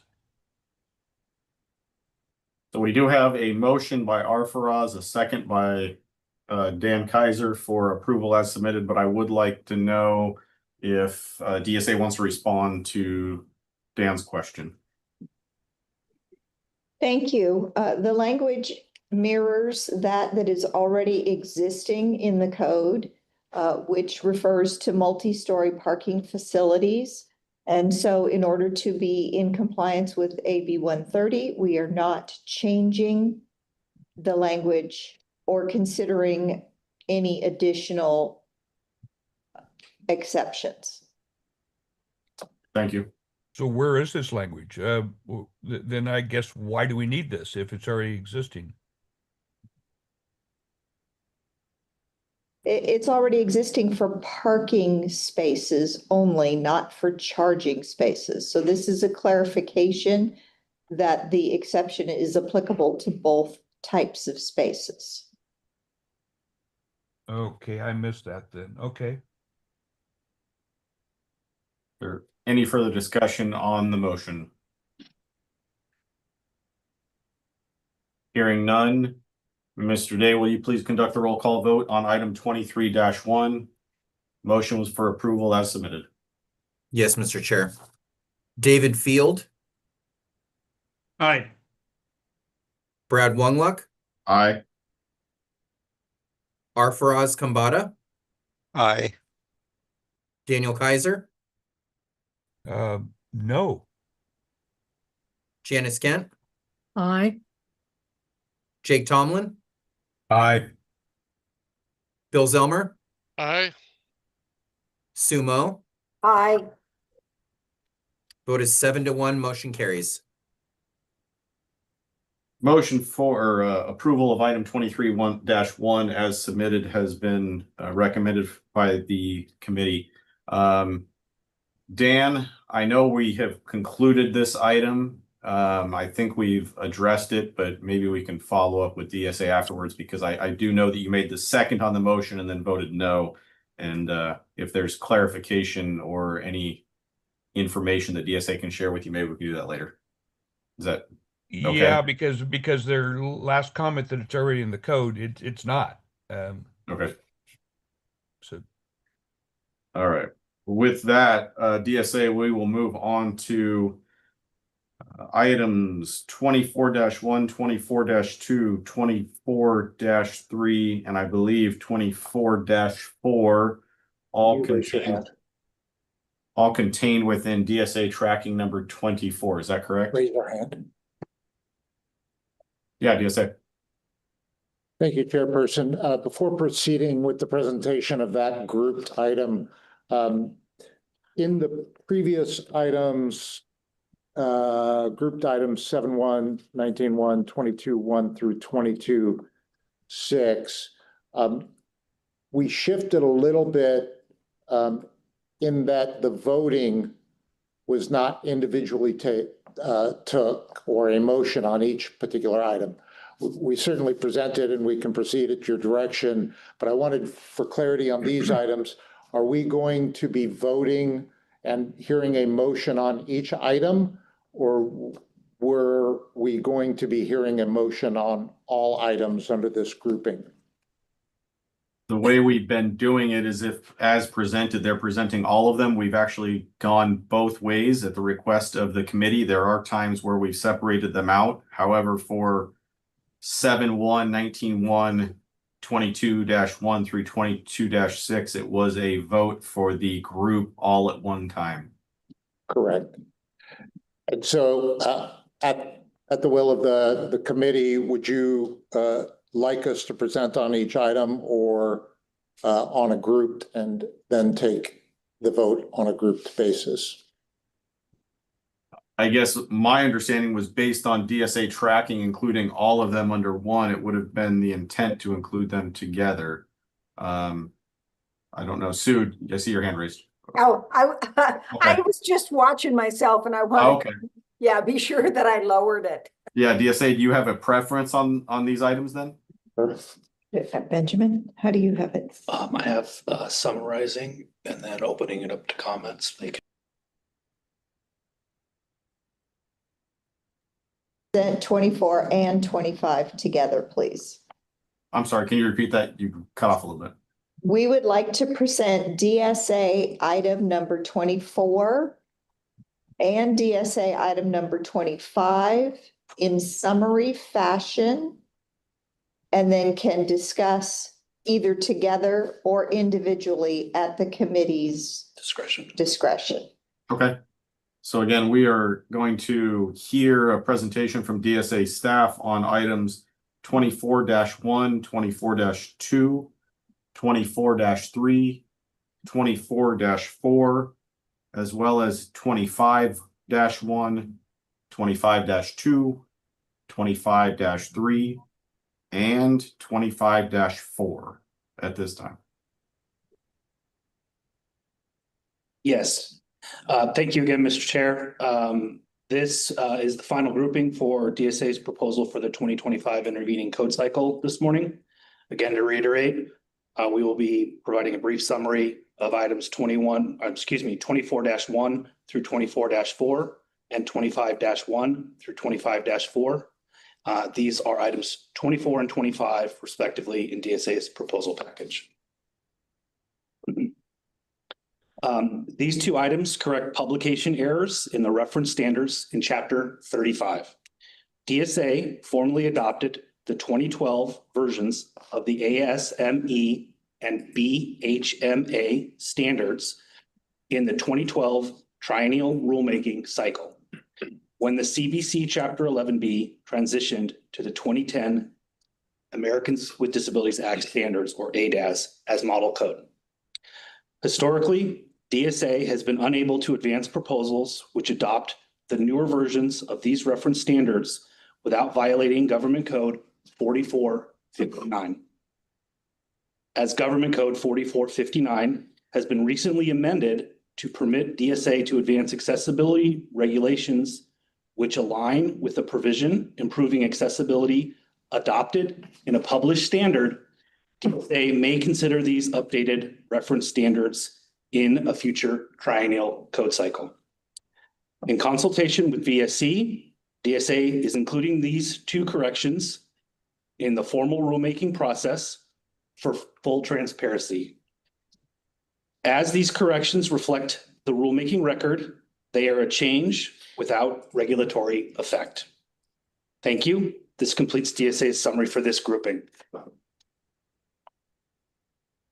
Thank you. I'm going to look to the committee first on this. Do we want to discuss items 24-1 through 24-4 and 25-1 through 25-4 as a group, or do we want to pull these individually? And I'm going to look, Arfaraz, I don't know if you wanted to comment first, or I'm just looking for, do we want to discuss this individually or as a group? Thanks, Brad.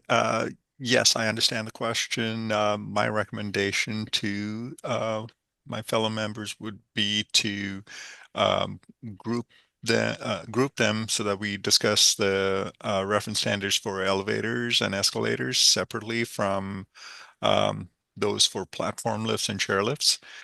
And the third grouping, which would be for power doors, power doors, both low energy and automatic. Thank you. Dan, are you okay with addressing 24-1 and 24-2 and then moving on? Sure. I'll follow his lead because I was just going to lump them all together. Okay. Janice, you have another thought? Yes, I would say we lump them all together because we have to comply with DOJ's requirement, and it would be the same thing for all of these under 11B. So it would be the same comment that I understand different parts of the CBC have different year requirements with ASME and BHMA, but we cannot use those under 11B because DOJ has only approved certain standards, and it would be the same comment for all of them. Okay. Well, then Arfaraz, your hand's back up. Go ahead. And I'll Stoyan, I see you. I'll go next. So the reason I suggested that we discuss 24-1 and 24-2 separately is to bring to the committee's attention the confusion amongst code users and code enforcers alike in the design and implementation of the new code requirement that went into effect under the 2019 CBC. And that was the reason I asked that we pull those 2 out to discuss separately. Okay. Stoyan, did you have something for us? Yes. So first we have, sorry for my inclusion here, but my computer froze for a little bit. So I guess I missed a comment from DSA first. If DSA folks, please, there was something about no change in regulatory effect. I just missed the entire comment. And the second, we have comments for these 2 items. Yes, understood. I was trying to identify whether we wanted to, because of those comments and because of the committee's different interpretations or opinions on how to take these, on how we would go to public comment. I didn't want to take comment on the whole thing if we were going to do these in a smaller group fashion.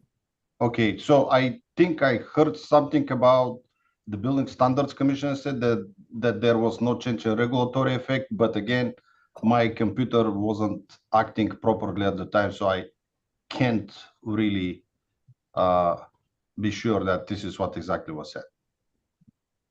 DSA, do you want to answer Stoyan's question first? Yes, thank you.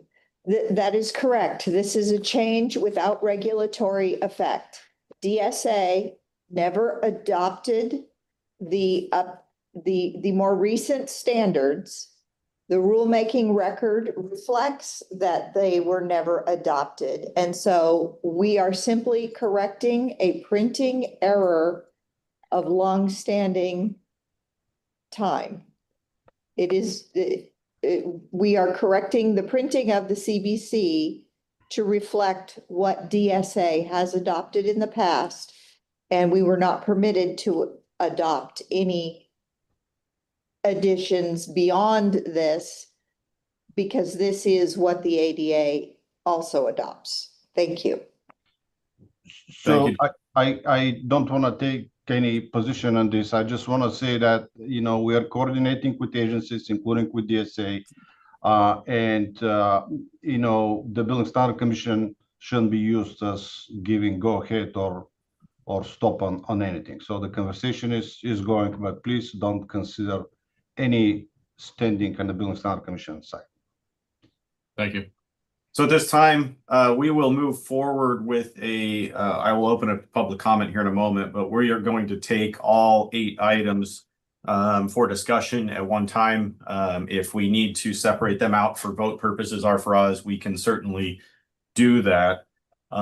So we will move forward with public comment on items 24-1 through 24-4 and 25-1 through 25-4. At this time, if you'd like to put yourself in the queue by using the raised hand feature on Zoom, please do that. If you'd like to identify yourself, please clearly state your name and who you represent. Laura, can you please check for commenters on Zoom for items 24-1 through 24-4 and 25-1 through 25-4? Thank you, Chair. We do have one hand raised. Go ahead, Mr. Hayden. Yes, thank you. Can you hear me okay? Yes, sir. Okay, yes, thank you. Mr. Chairman and members of the committee, I appreciate the opportunity to comment on this. My name is Joe Hayden. I represent the Builders Hardware Manufacturers Association, or BHMA. And we are speaking in opposition to item number 25 and requests that the committee recommend disapproval of this item. The effect of this item will be that there will be different references to the same standard in 2 different sections of the chapters of the code. This proposal reverts the references to these 2 BHMA standards to prior versions in Chapter 11B while maintaining the current references in Chapter 10. Again, the difference will be that there will be 2 different versions of the same standards referenced in 2 chapters of the same code. The DSA reason statement indicates this will provide clarity and eliminate confusion for design professionals and code users, and we respectfully disagree with this claim and assert that the effect will be just the opposite. This will introduce confusion and complexity, ultimately increasing costs, and will be a disservice to the citizens of California. If this is approved, design professionals will need to accommodate both versions of these standards in their building designs. Code officials will need to verify compliance to both versions, and manufacturers will need to consider both versions in their product designs.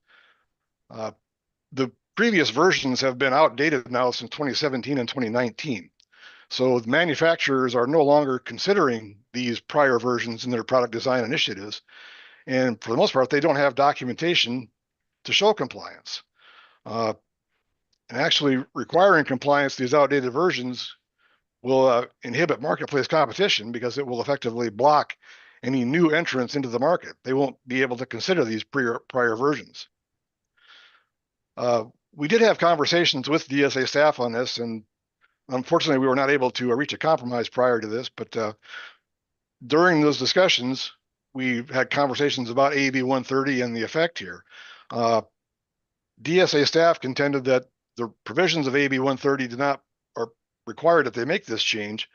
Again, we disagree because AB 130 does allow for updates that are conforming or coordinating that do not materially alter the substance or intent of the existing code. We believe that leaving it the way it is and disapproving this item actually is a coordinating change by keeping the 2 chapters of the code in coordination. And in fact, approving this proposal will be inconsistent with AB 130 because it will uncoordinate those two chapters of the code. Now, we do acknowledge that there are changes between the two versions that are more than editorial. There are substantive changes, and we do acknowledge that AB 130 only allows for changes that do not materially alter the substance or intent of the existing code provisions. We have done an analysis of the two versions of the updates, and we have not been able to identify any updates to these standards that will have any result in non-compliance with Chapter 11B. So we contend that maintaining it the way it is and disapproving this proposal is actually consistent with AB 130. So in summary, we respectfully request that this proposal be disapproved, and the CAC recommends same to the full commission. I thank you for your time.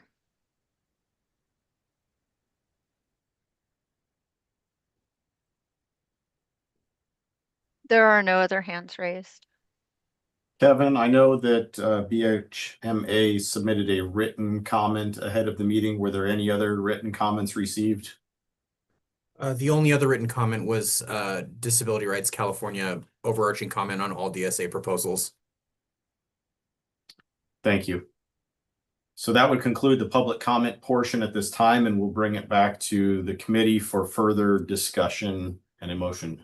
Janice, you had your hand raised first. Okay, I understand the problem of having two versions of BHMA, as well as for ASME, but our hands are tied on this. Under the ADA, DOJ has only approved specific versions of these two. Now, I know over years, there's more safety, there's all these other kinds of things that may happen with newer versions. I have not personally done a study to compare the versions, but under 11B, we have to comply with ADA. Now, if we can comply with both the newest versions, great, but we have to comply with ADA.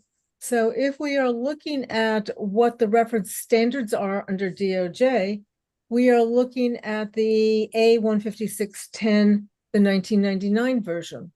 We have to comply with that. If we're looking at, and that's for the power operated doors. If we're looking at DOJ's statement, it would be A156.19, the 1997 version. And if we're looking for power system low energy, we're looking at the 2002 for A156.19.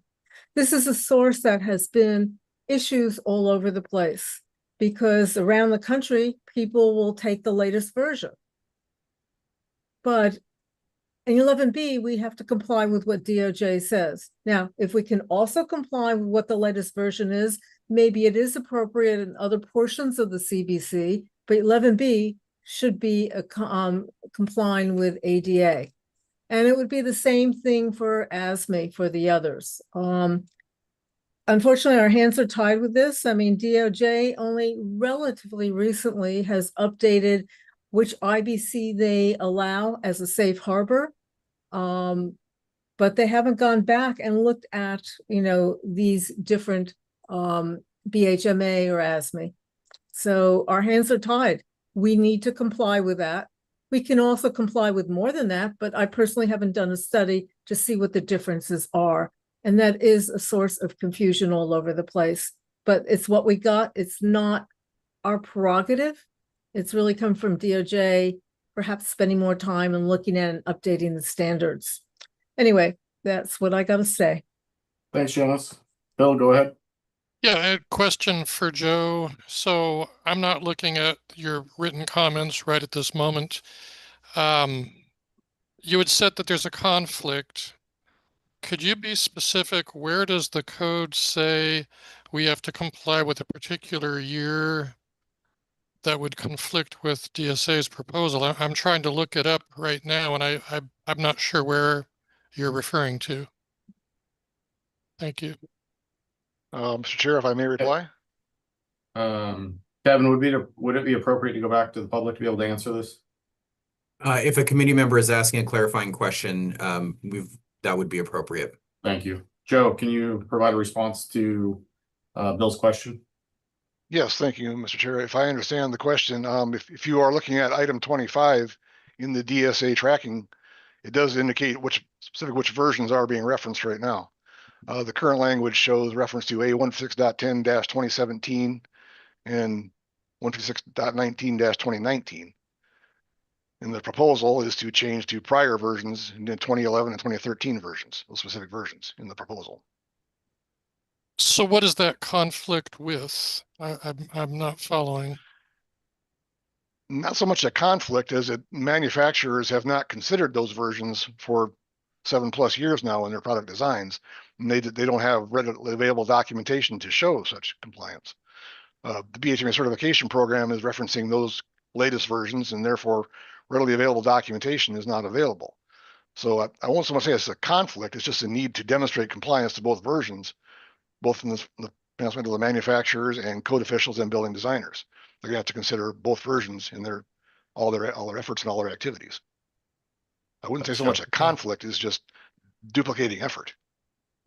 Thanks, Joe. Thank you. We'll bring it back to the committee for discussion. Thank you. R for Oz. Thank you, Brad. So my comment is specific to the SME A 17.1 reference, and just need to provide a little bit of background here.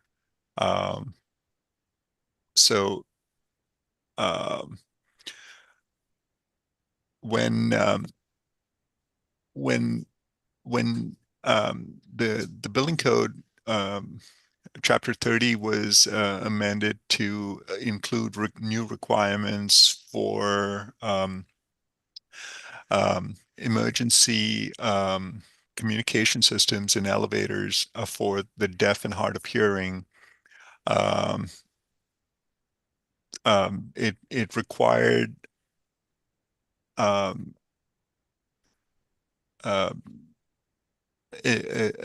means by which someone who was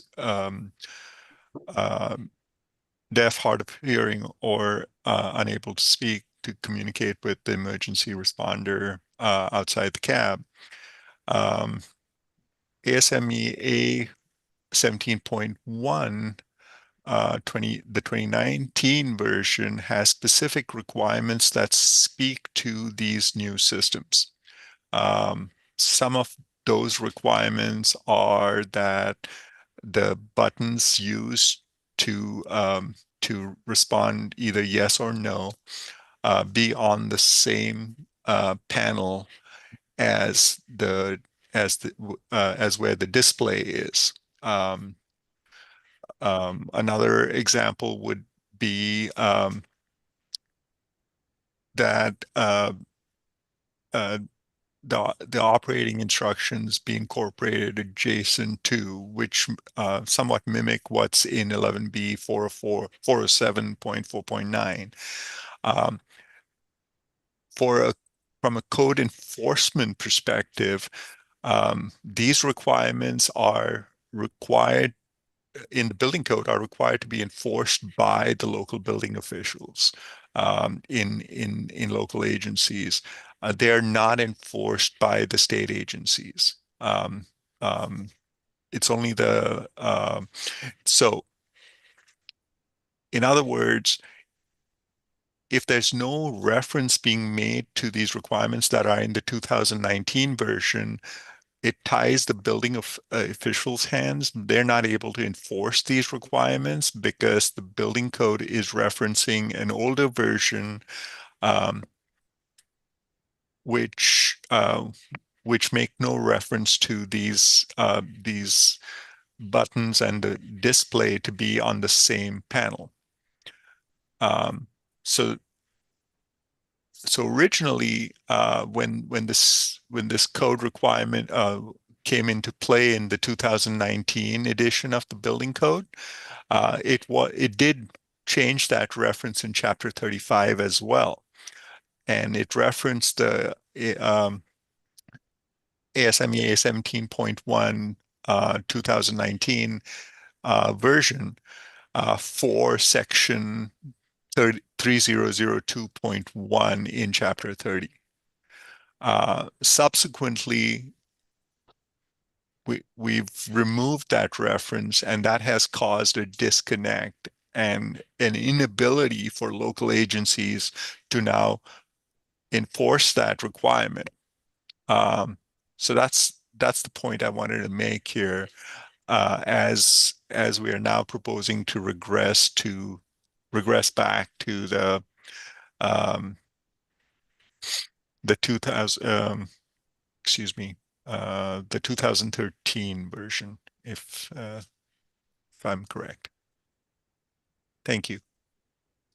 Thank you, R. Faraz. Dan, your hand's up next. I think I'm gonna have to put my hand down because I'm more confused than ever now.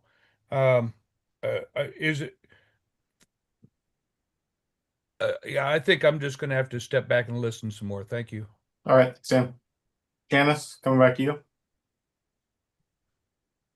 Yes, even without any changes, I have a problem with what's written here, because if we're talking about, the ASME criteria, what we have written up here is, let's see, if we look at ASME A17.1, we're looking at the 219 version, but that wasn't what was approved by DOJ.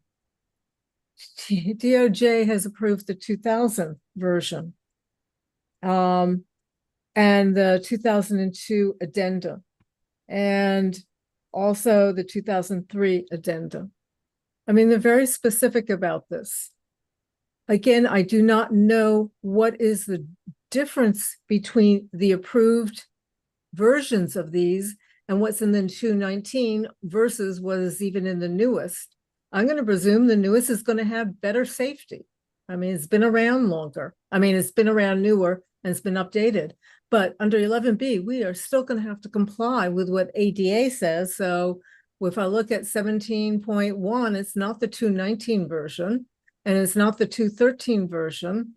And I could go through each of those. I don't need to, but it's right there in reference standards under ADA. So it's like, if we have a problem, how we synthesize this, I don't know, without someone doing a study side by side of what are the differences between what's DOJ approved for access versus the new versions, to make sure there's no conflict. If there's a conflict, we have to stay with what's DOJ approved. And yes, I empathize with the building with these standard committees, because they spend a lot of time to make these safer, to make it perhaps more accessible, like with the elevators for people who are deaf or hard of hearing. But in a sense, our hands are tied if we want to comply with ADA. It's there in the reference standards in section 105. Anyway, there you go. If Yes, I can, thanks. if I can, Janice, a question for Janice on her comments there. Doesn't state law allow us to provide greater accessibility?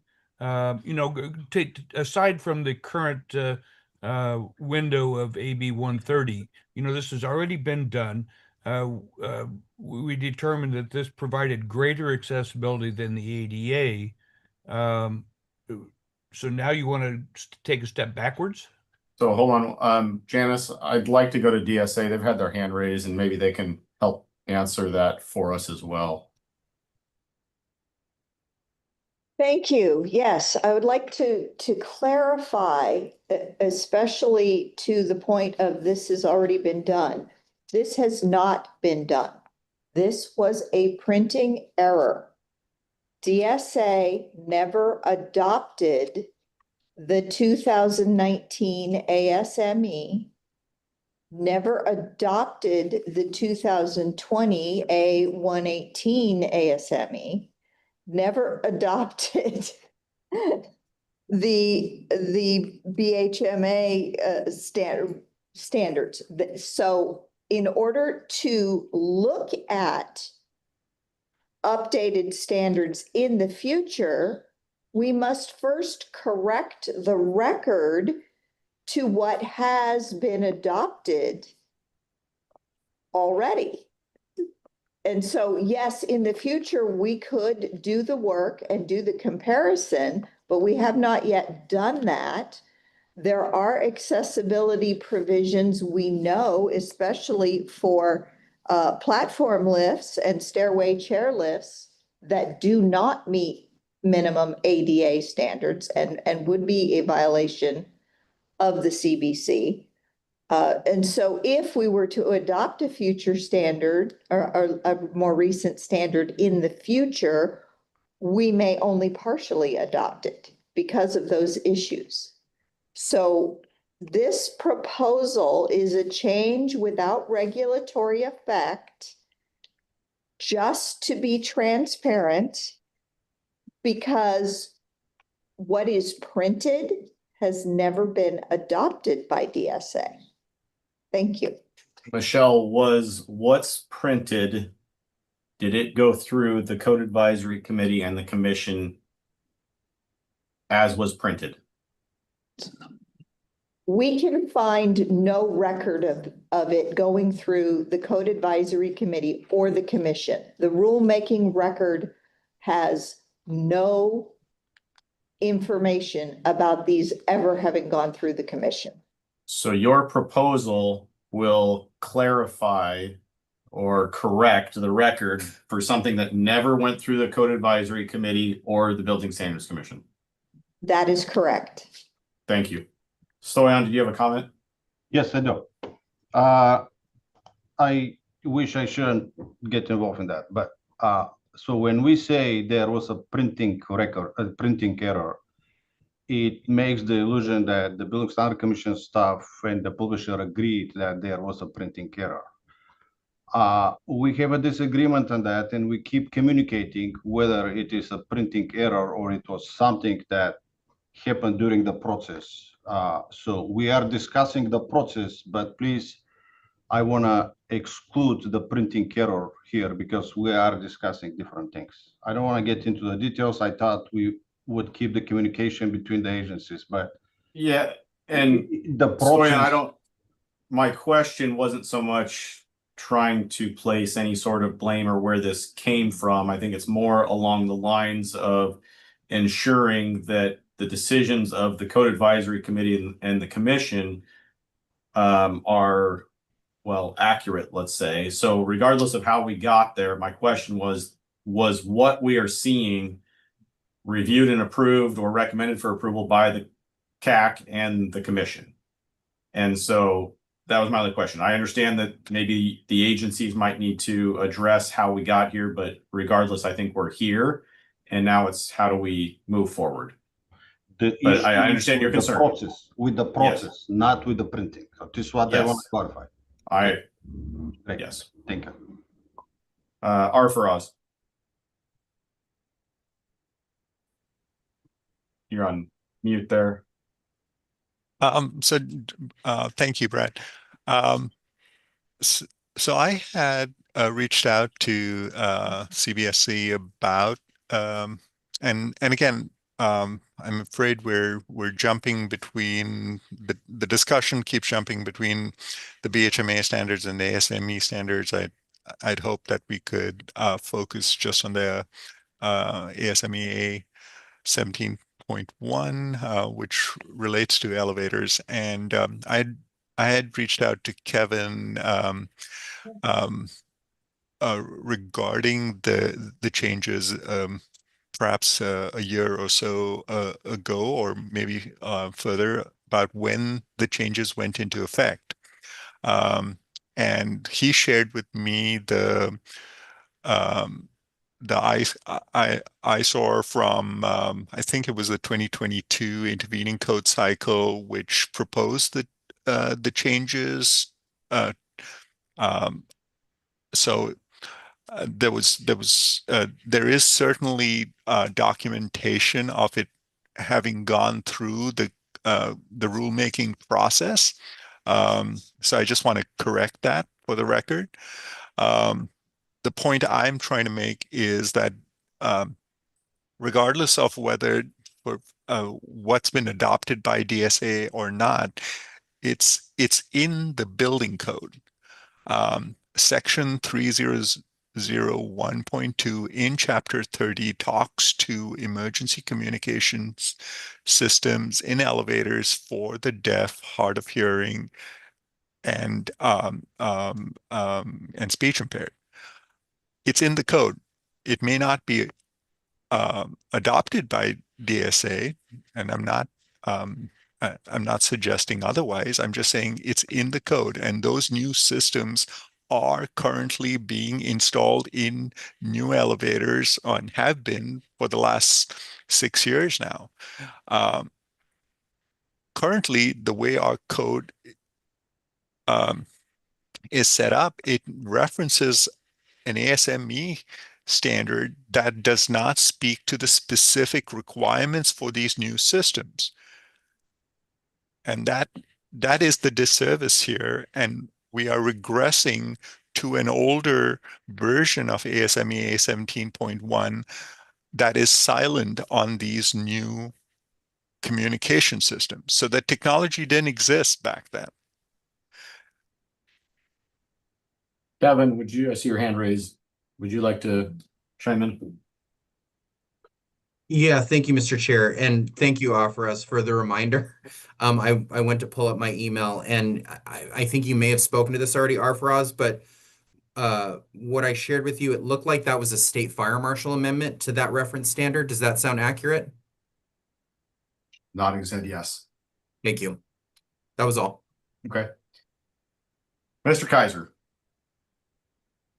I'm going to take a stab here and make a motion for further review and hope that staff and the various agencies can pull together with the manufacturers in mind also, because it becomes an enforcement issue before the 45-day comment period. So criteria, send it back for further review. With criteria? I think 6 is obvious here. It's very ambiguous, vague, and we've got a lot of confusion here.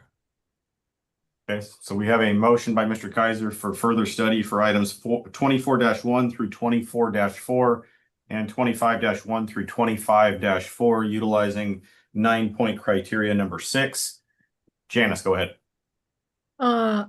I would agree with that comment, but the one thing I would say is in 11B, we should be referencing the year for BHMA, ASME, ASTM that DOJ has approved.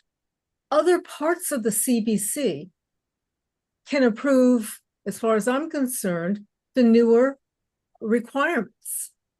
But then it would be up to, I don't know, the architect, the building official, to do a side-by-side comparison to make sure that they also meet the access portion that was originally approved by DOJ.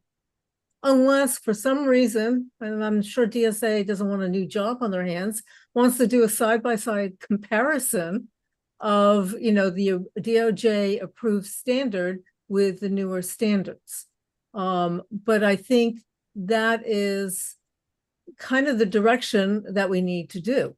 Either we have the state look at them together to see what the difference is, or it's going to be up to the individual architects and the individual building officials, because we have to comply with those really old versions, which don't have a lot of stuff in the new version. And, having stuff from the new version does make sense. Again, I personally have not done a side-by-side comparison. And people who I know at BHMA, who I had speak at different events, I asked them to speak to the DOJ approved version, and they couldn't. They didn't have the information. I mean, it goes back in time. I mean, I have the old things in my office because that's what I review drawings under, the older version, because I'm just looking at access. Anyway, this is a somewhat daunting task, but I wouldn't want to adopt a year that is not the newest version or the version that agrees with DOJ's that we have to adopt. So that's what I would have to say on that.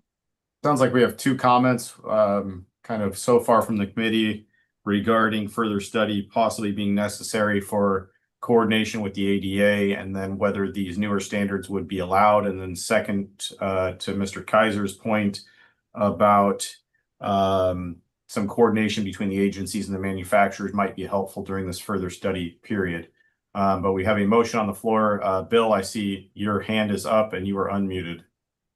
Yeah, I'm confused. So I'm looking at the ICC website, our chapter 35, and I suppose there's possibility that's not right.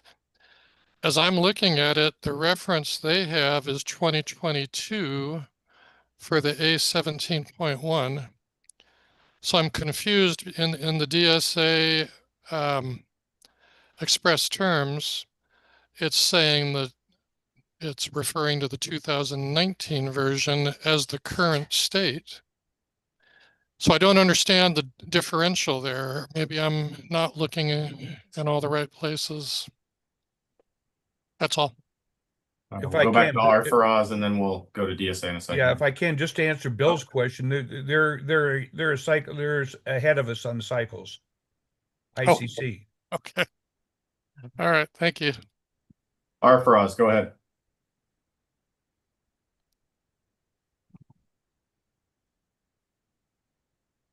There we go. So,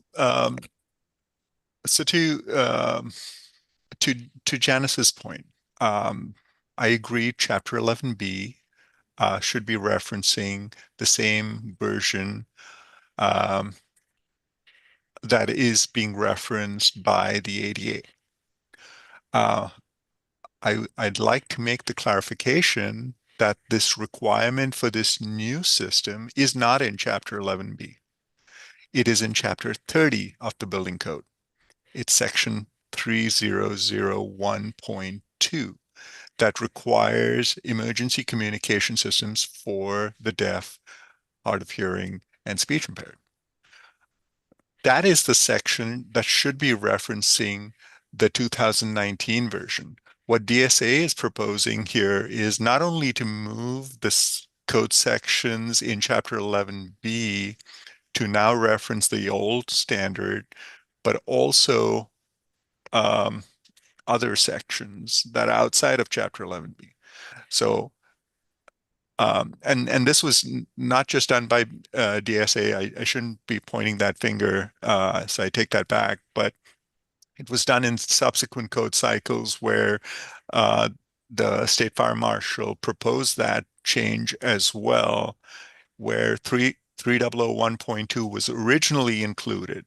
If you look at the history of what those changes were. In the 2019 CBC, if you look at Chapter 35. 1 second for the interpreter. I'm so sorry we cut off for a second. You were saying I shouldn't be pointing that finger, so I take that back. Yes, in terms of what who was responsible for the removal, which state agency was responsible for the removal of that the reference, but the main issue is that Section 3001.2, which, as DSA has pointed out, has not been adopted by DSA. It has an accessibility component to it, and it is an accessibility feature that the requirements for which are in the newer version of ASME A17.1. That's the point I'm trying to make.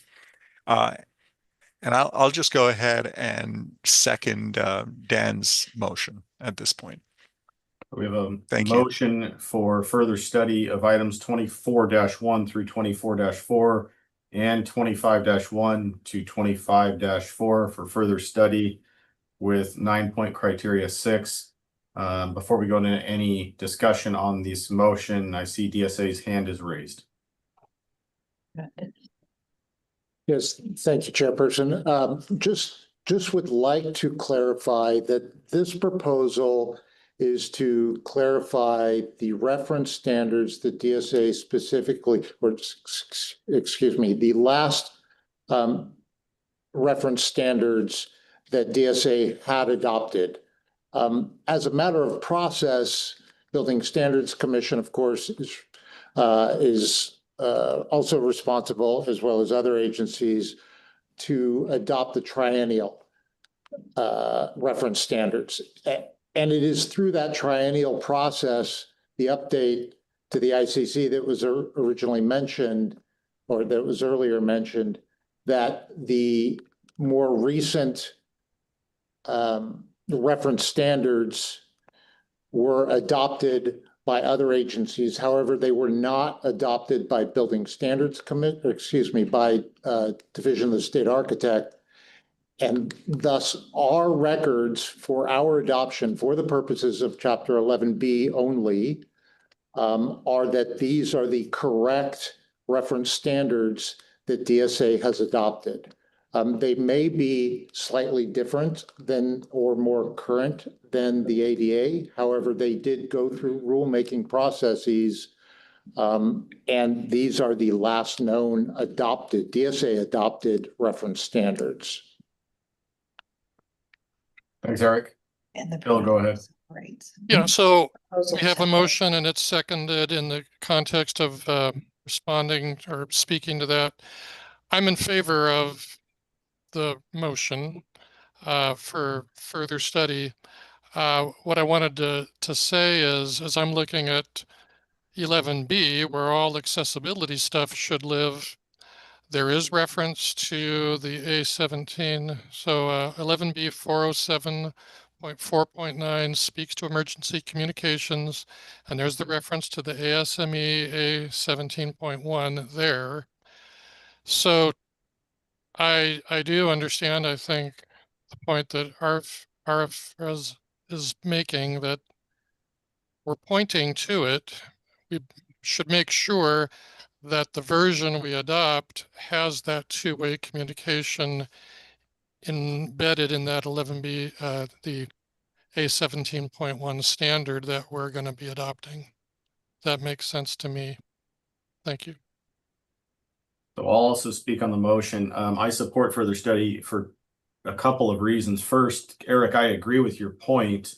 It makes sense that we are going to clarify or correct what might be printed. However, as we've discussed, I think there's the feeling like we're regressing somewhat. And based on the discussion we're having, specifically with how we got here, I think it would be helpful in the comment period to be able to kind of clarify that as much as possible for the commission. So I think that's my comment. I think we've heard from Arfaraz and Janice on their concerns as well. So do we have any further discussion on the motion at this time? DSA, go ahead. I just appreciate the comment. DSA absolutely will look at providing greater clarity in our reasoning statement, as you suggested, but will, of course, respond directly to the committee's actions. Yes. So Eric, personally, I support the overall proposal, but I think because of the uncertainty and the confusion that even is here, that would certainly help as it moves forward. Sue, go ahead.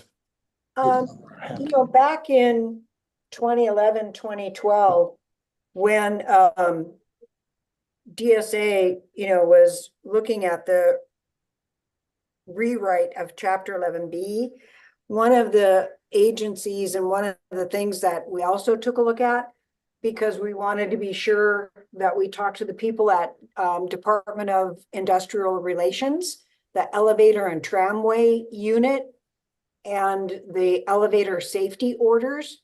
So that might be another thing just to take into consideration, that, a conversation with the people at DIR and looking at those elevator safety orders might be something else to take a look at. Thanks, Sue. Any further discussion on the motion? Yeah, just in response to Sue, we did reach out to DIR. They confirmed that they do enforce the elevator safety orders, obviously, and everything in Title 8. But they also clarified for us that as a local agency, we would be responsible for enforcing anything in the building code, including what's in Chapter 30, as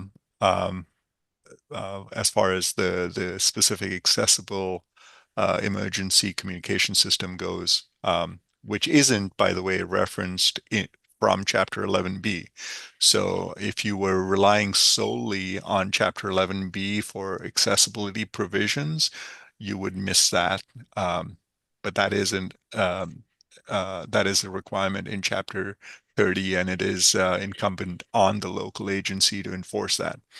But without the appropriate reference standard, it becomes challenging for the local agencies to do that. Thanks, Arfros. Any further discussion on the motion? Hearing none, we'll now have the roll call vote. Committee members in favor, please indicate by stating aye. Those opposed, please indicate by stating no. If abstaining, please vote, or please state this. Again, the motion was for further study of items 24-1 through 24-4 and 25-1 through 25-4, utilizing Health and Safety Code 9-point criteria number 6. Kevin, can you conduct the roll call vote, please? Yes, thank you, Mr. Chair. Arfaraz Kambata.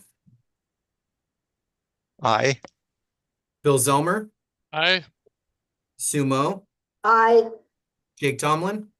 Aye. Daniel Kaiser. Aye. Brad Wongluck. Aye. Janice Kent. Aye. David Field. Aye. The vote is unanimous and the motion carries.